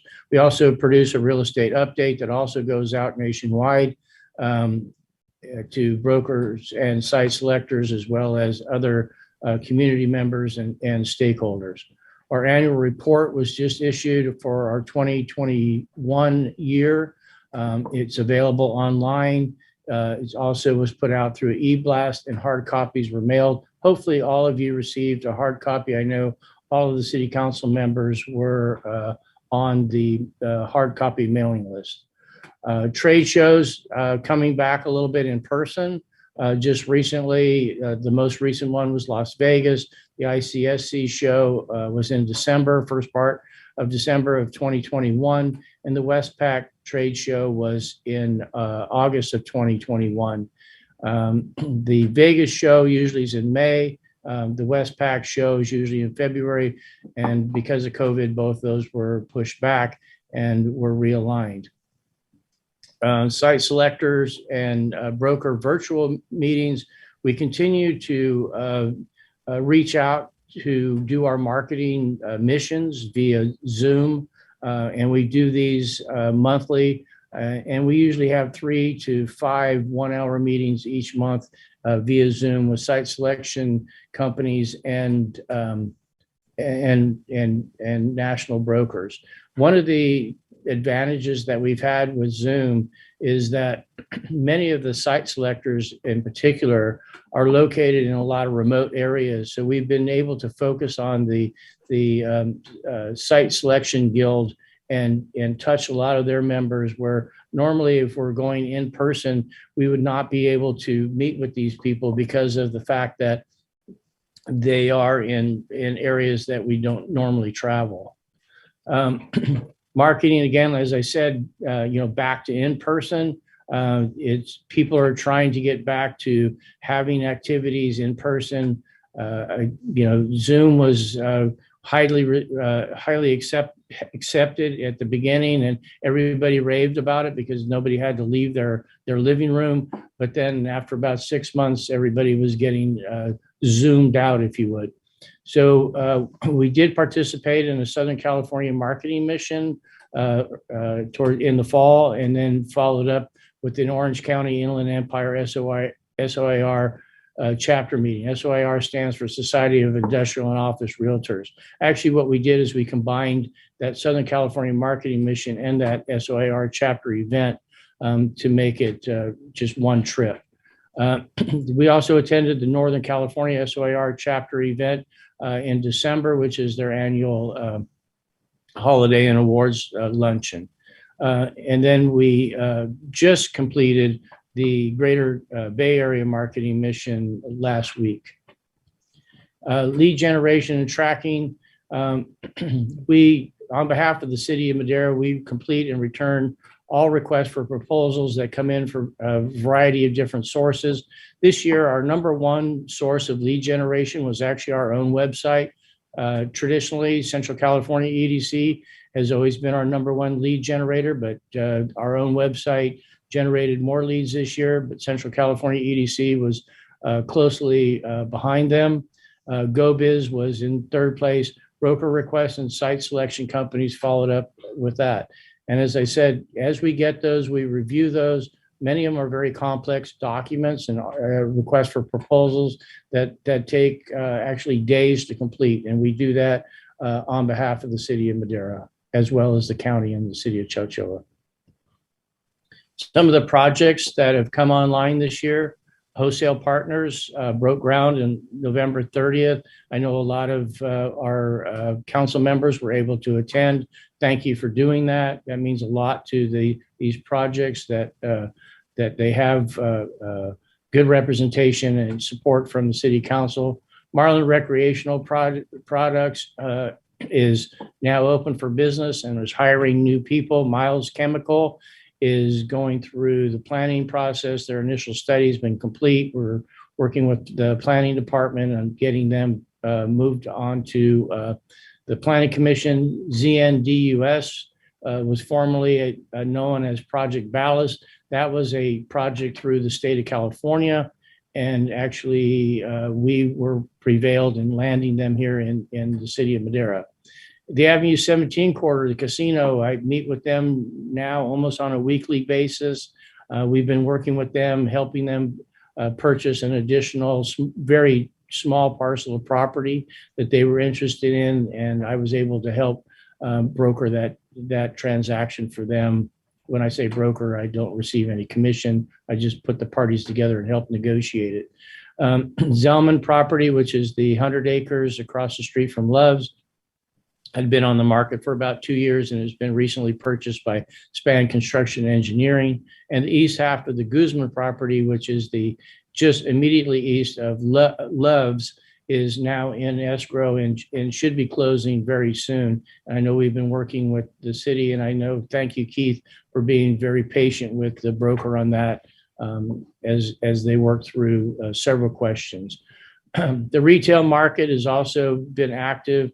Boot Barn is taking the former Office Depot building. That was a real big win for us, as we've been courting Boot Barn for many years. And when we first contacted them about that vacancy, they said it was too large. And we were able to work with both the owner of the building and Boot Barn to negotiate a rate that was acceptable to where they took the entire 20,000 square feet. Dutch Bros is going out in front of Viarta. We're working with the city on that. Hopefully we get that to the Planning Commission next week. Starbucks, as you know, opened another location out on Country Club Drive. And then, speaking of Country Club Drive, the sale of the Country Club Shopping Center has been completed and closed escrow. Really excited about the new owners. They are the same owners that repurposed the former Madera Valley Inn into La Quinta. And then we've also been working closely with the cannabis retail people and helping them with various sites and answering different questions and working with different brokers on that. Expansion projects, Sealed Air, Trampac, Specialty Crops, Evapco, Cal Pacific Supply, and Warnock Foods, all on expansion. Sealed Air is going to be significant. Trampac could be significant. Evapco will be very significant. Cal Pacific Supply is another very significant expansion. And Warnock Foods, I think, could be a very significant. They've been looking at locations in the city, county, and in the city of Chowchilla. There's a lot of detail to that I won't get into tonight with you. But if you have questions on any of these, just let me know. The Small Business Assistance Grant, we've assisted 25 businesses with the grant program this year. And we also do underwriting for the state of California for their brownfield grant program. The Madera County Economic Development Commission, I take a lot of pride in this, is that we're one of the few economic development organizations statewide that is recognized for our ability to underwrite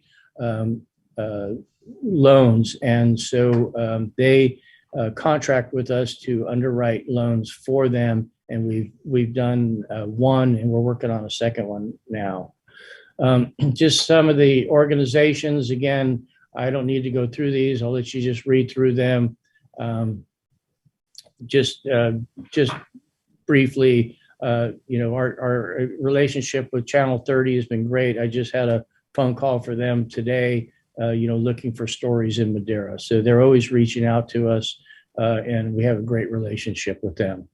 Moving on to the annual budget, the city of Madera percentage, the population percentage overall between the three jurisdictions, the percentage for the city of Madera has increased slightly. The new percentage is 41.75 versus last year of 41.36. However, the dollar amount decreases by just over $2,300. And let me just change slides here.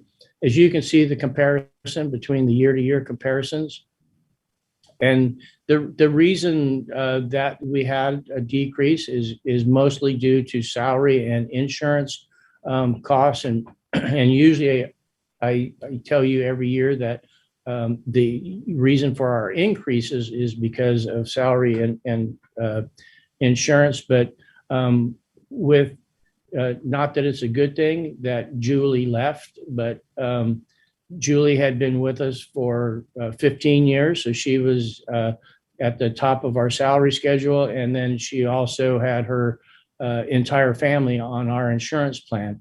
So now that Marissa's here, she is just now moving from step 1 to step 2 on our salary schedule. And she just has herself and her newborn baby Axel on our program. So Actually, our insurance and salaries went down, so that reduces the amount. As you can see through the comparison, the year-to-year comparisons, we have not increased, we have not increased any of our line item expenses actually for a couple of years now.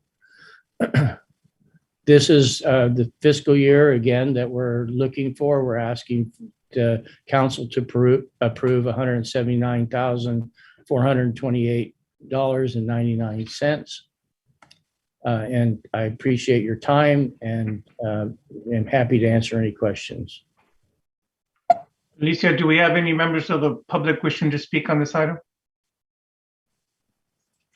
We do not, Mayor. And No one on Zoom. No written comments either? Okay, I will now close public comment. I will ask for discussion from my colleagues. I believe Councilwoman Gallegos.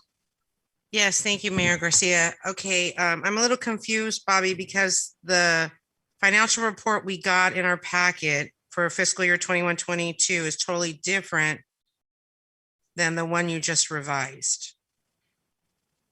So I'm confused. It's a bit more much. I'm talking about staff benefits and taxes. Did you adjust that from the time we got the report to now? The second revised report? Can you tell me what your report says? The one we got in our packets, fiscal year 21-22 says staff benefits is $3,329,000, and the one that was updated because I had questions about it and I asked the city manager to get an update. This one says staff benefits $338,000. I think you might.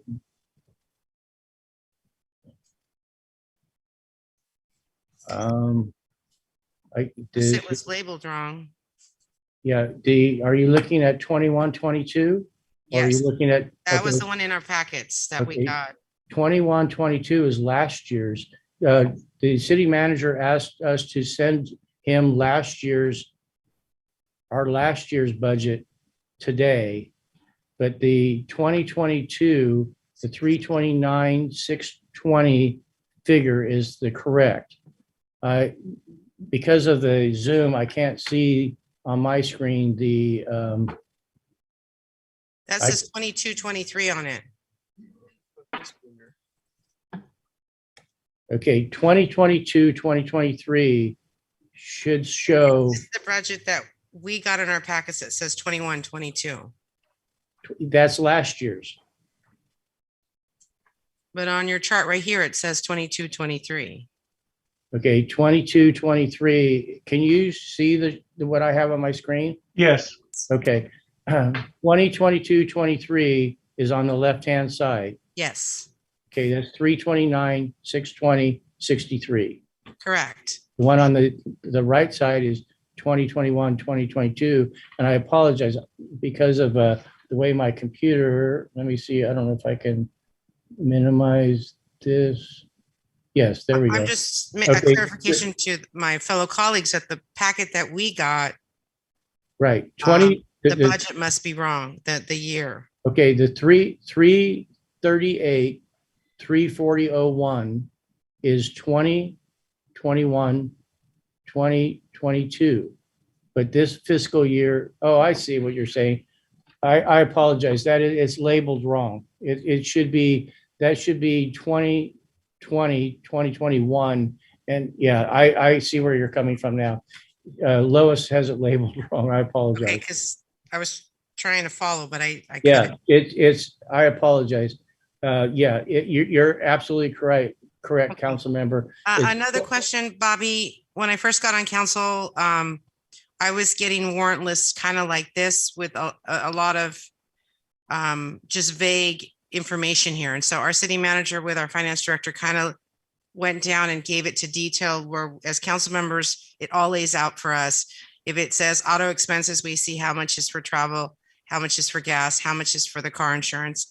Because we're saying yes, at least I feel if I'm approving this budget, I would like a little bit more clarity on, because even if it says like auditor, who's the auditor? I mean, in our warrant list for the city, it says audit, it says who the company, and it says, the amount. So it's broken down for us so that if we're ever questioned, because we're saying, yes, improving this budget, it's a little laid out for, because I've seen this every year and I have questions about, last time I had questions about the equipment rental and repairs maintenance, but I have new fellow council members here that probably don't know what I asked 2 years ago about these issues. So I know you can ask our city manager if there's some type of software to break it down where you import it. But for me, it's like when you're signing a contract, you just don't sign it. You read everything before you sign it, because once you sign it, you're bound to it. And I feel if I'm saying yes to this budget, I'm bound to it, and I'm having to take responsibility, but not having it laid out and itemized to kind of just given some detail here, it's a little harder for me. Right. I don't know how my fellow colleagues feel about that. Yeah, well, just Monty Schultz is our auditor, and he has been for the last several years. We have had requests from different board members of my board to put out RFPs, but through the years, he's been the only one to respond.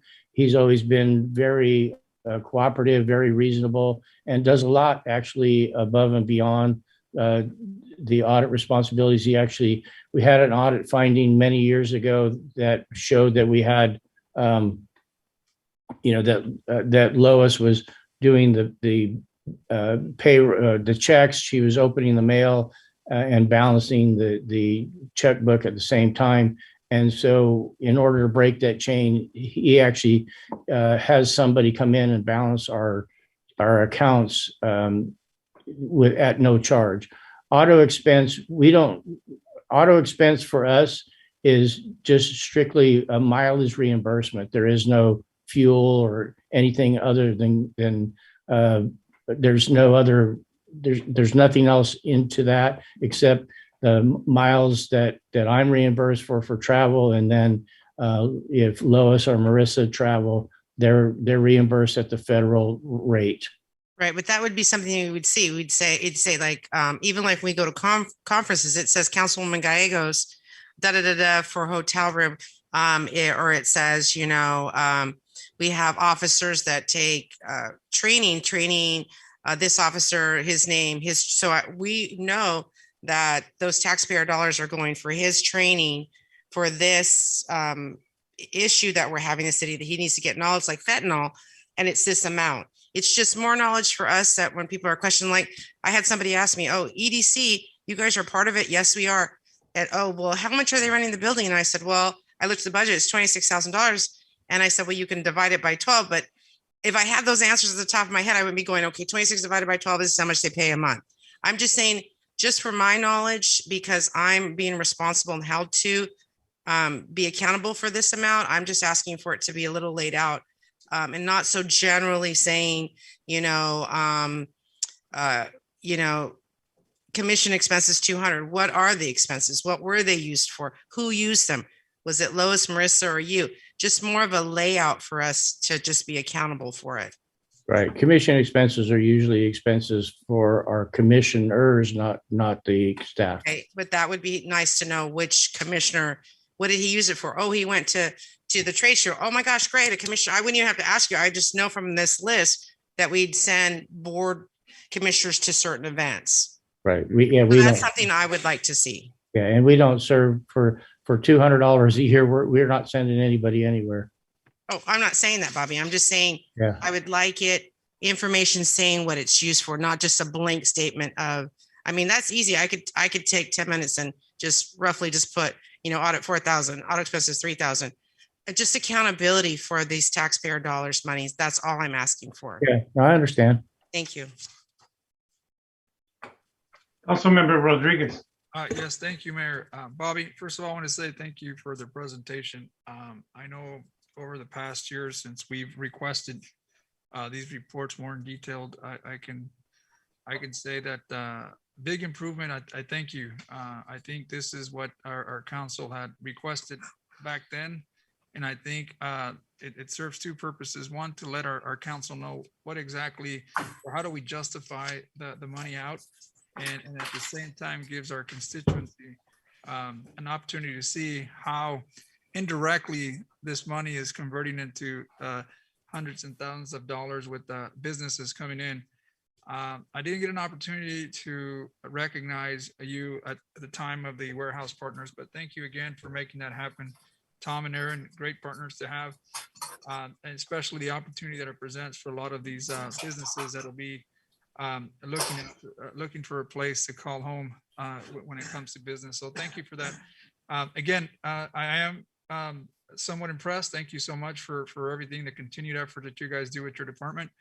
I did bring up a question years back, and I'll continue to ask it only because I'd like to see more private investment as part of the funding at some point in the future.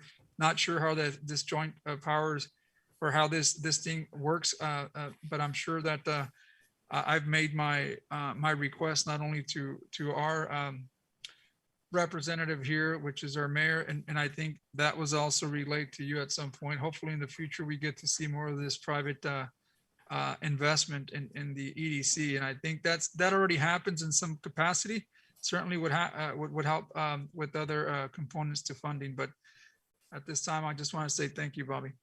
Yeah, well, thank you for those comments. And just to address your last comment, we have taken that. We did take it very seriously when you brought it up last year. In fact, the immediate executive committee meeting after that council meeting that you brought it up, we did bring it back to the council, and the board, the executive committee here. They also liked the idea and endorsed it. However, I think I may have conveyed to you at an earlier date, one of the things they said was that they endorse the idea, but they endorse it with having that added to the budget, not trying to reduce the contributions of the cities and the county. That's just the direction that the executive committee gave me. And then lastly, we have been moving forward with attracting private investment, and I'm happy to announce it's not a big amount of money, but we have been able to raise approximately $20,000 from the private sector this year. Great, Bobby. And with that, I think that just certainly opens up for a wider net and capturing more business. So power to you. Great to see that there's more private investment. I like to see that we can, again, widen that net and bring in more business to not only the county. Obviously, we represent the city. We'd like to see that here, but I think coming into the county, it's a win-win for all. But thanks again. Appreciate the presentation. Thank you. You're welcome. Mayor Pro Tem Evans, did you have your hand raised a while ago? I did. I just wanted to tell Bobby, thank you so much for all that he does and the report. On the report, if you can kind of break it down in more layman's terms for the individuals that are new to the council so that we can see where funds are going, I would appreciate that. But for the whole, I appreciate you and thank you so much. Thank you. I see no further hands raised. I will now ask for a motion from my colleagues. I make a motion. I'll second it.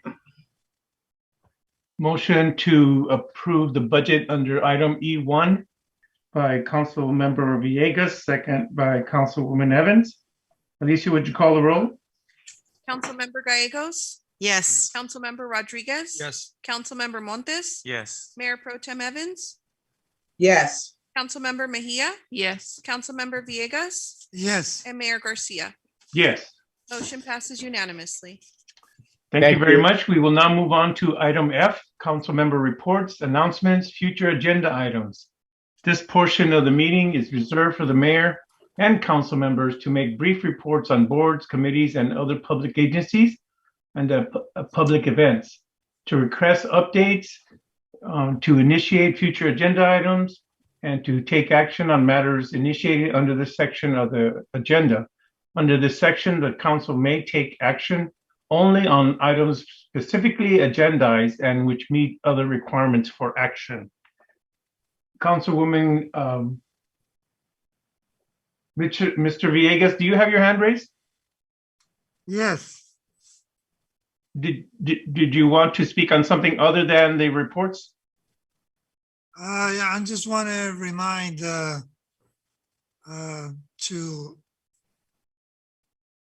the graffiti from the gangs that keep on coming. They were from before Christmas all the way to New Year's Day and over that. So I'm gonna ask the city chief of police, City of Madera, to patrol more of around the areas of the south. Raymond Thomas, Heso, and by Pecan. They just keep on coming and make some more graffiti so they don't look right for the city or for the community. So I hope so we can patrol a little bit more over there. I hope so they can stop, but they keep on coming. So it's kind of ugly graffitis, they put on and they're claiming the 13 and the 14. So they just not looking right. And I hope so we can get a better result for that. Thank you. Thank you, Councilwoman Gallegos. Thank you, Mayor Garcia. First, I'd like to thank the staff for being here tonight. And if they're telemarketing for home, I appreciate it. But I would like to do a special shout out for those employees who are showing up every day and out there in our community and making a difference, even though we know things aren't the best here with these different variants that are hitting us. And especially a shout out to Public Works for taking care of all those leaks that we have going on in our city, all those water leaks. Can't keep up on them. It's getting cold, pipes are busting, then it gets warm and pipes are busting. So shout out to the guys that are in there when it's been freezing cold down on the ground trying to prepare those water lines. So thank you, Mayor. Councilmember Rodriguez. Yes, thank you, Mayor Garcia. I would like to have maybe staff forward the that workshop that was presented by Mark Thomas regarding the State Route 145. I know that this is quickly approaching, coming back to us, at least to take a look at what the stakeholders had, the feedback that they had gave our staff and some of the consultant alongside our engineers. Maybe for some of the new council members, they can kind of see what the vision was then and how we can incorporate that to our current state road diet, if that is the way the council so desires. That being said, I do want to say a special thank you.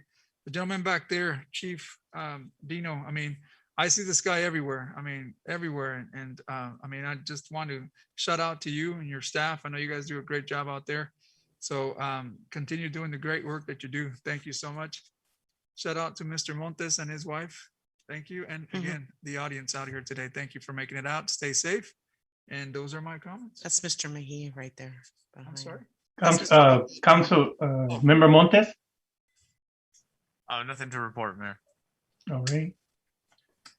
Mayor Pro Tem Evans.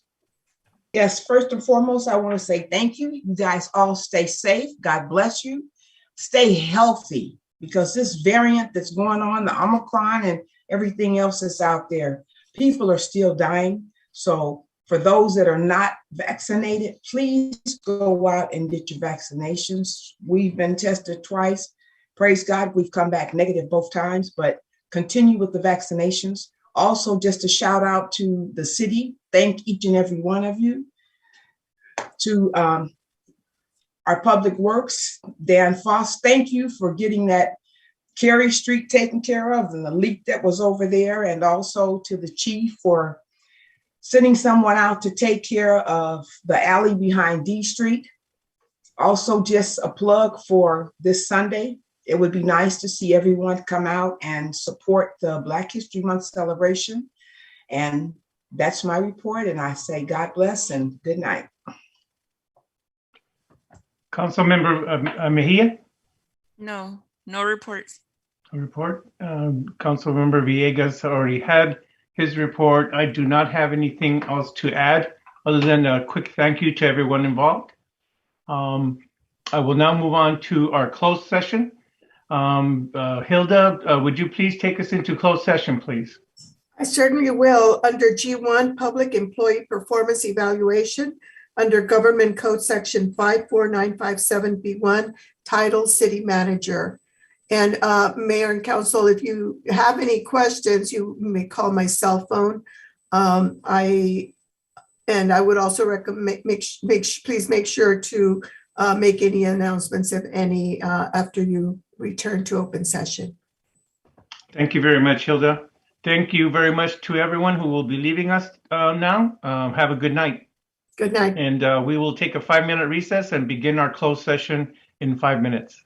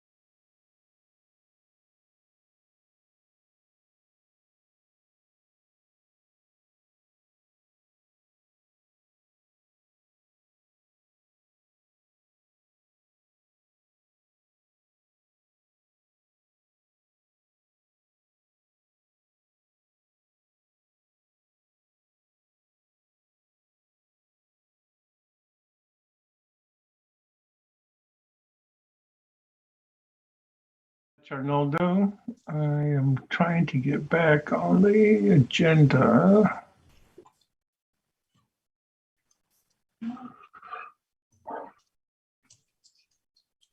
Let me know when everybody's ready. We're ready, Mayor. We're ready. Is Hilda with us or? No, I can do it, Mayor. Okay. Thank you, Mayor. Item G1 in closed session, public employee performance evaluation pursuant to Government Code Section 54957B1, title City Manager. All city council members were present and there is no reportable action this evening. Thank you. Thank you very much for that, Arnoldo. I now call for an adjournment to this meeting. Our next meeting date is Wednesday, February 16th, 2022. I call this meeting adjourned at 10:53 p.m. Thank you very much and have a good night. Good night. Have a good evening.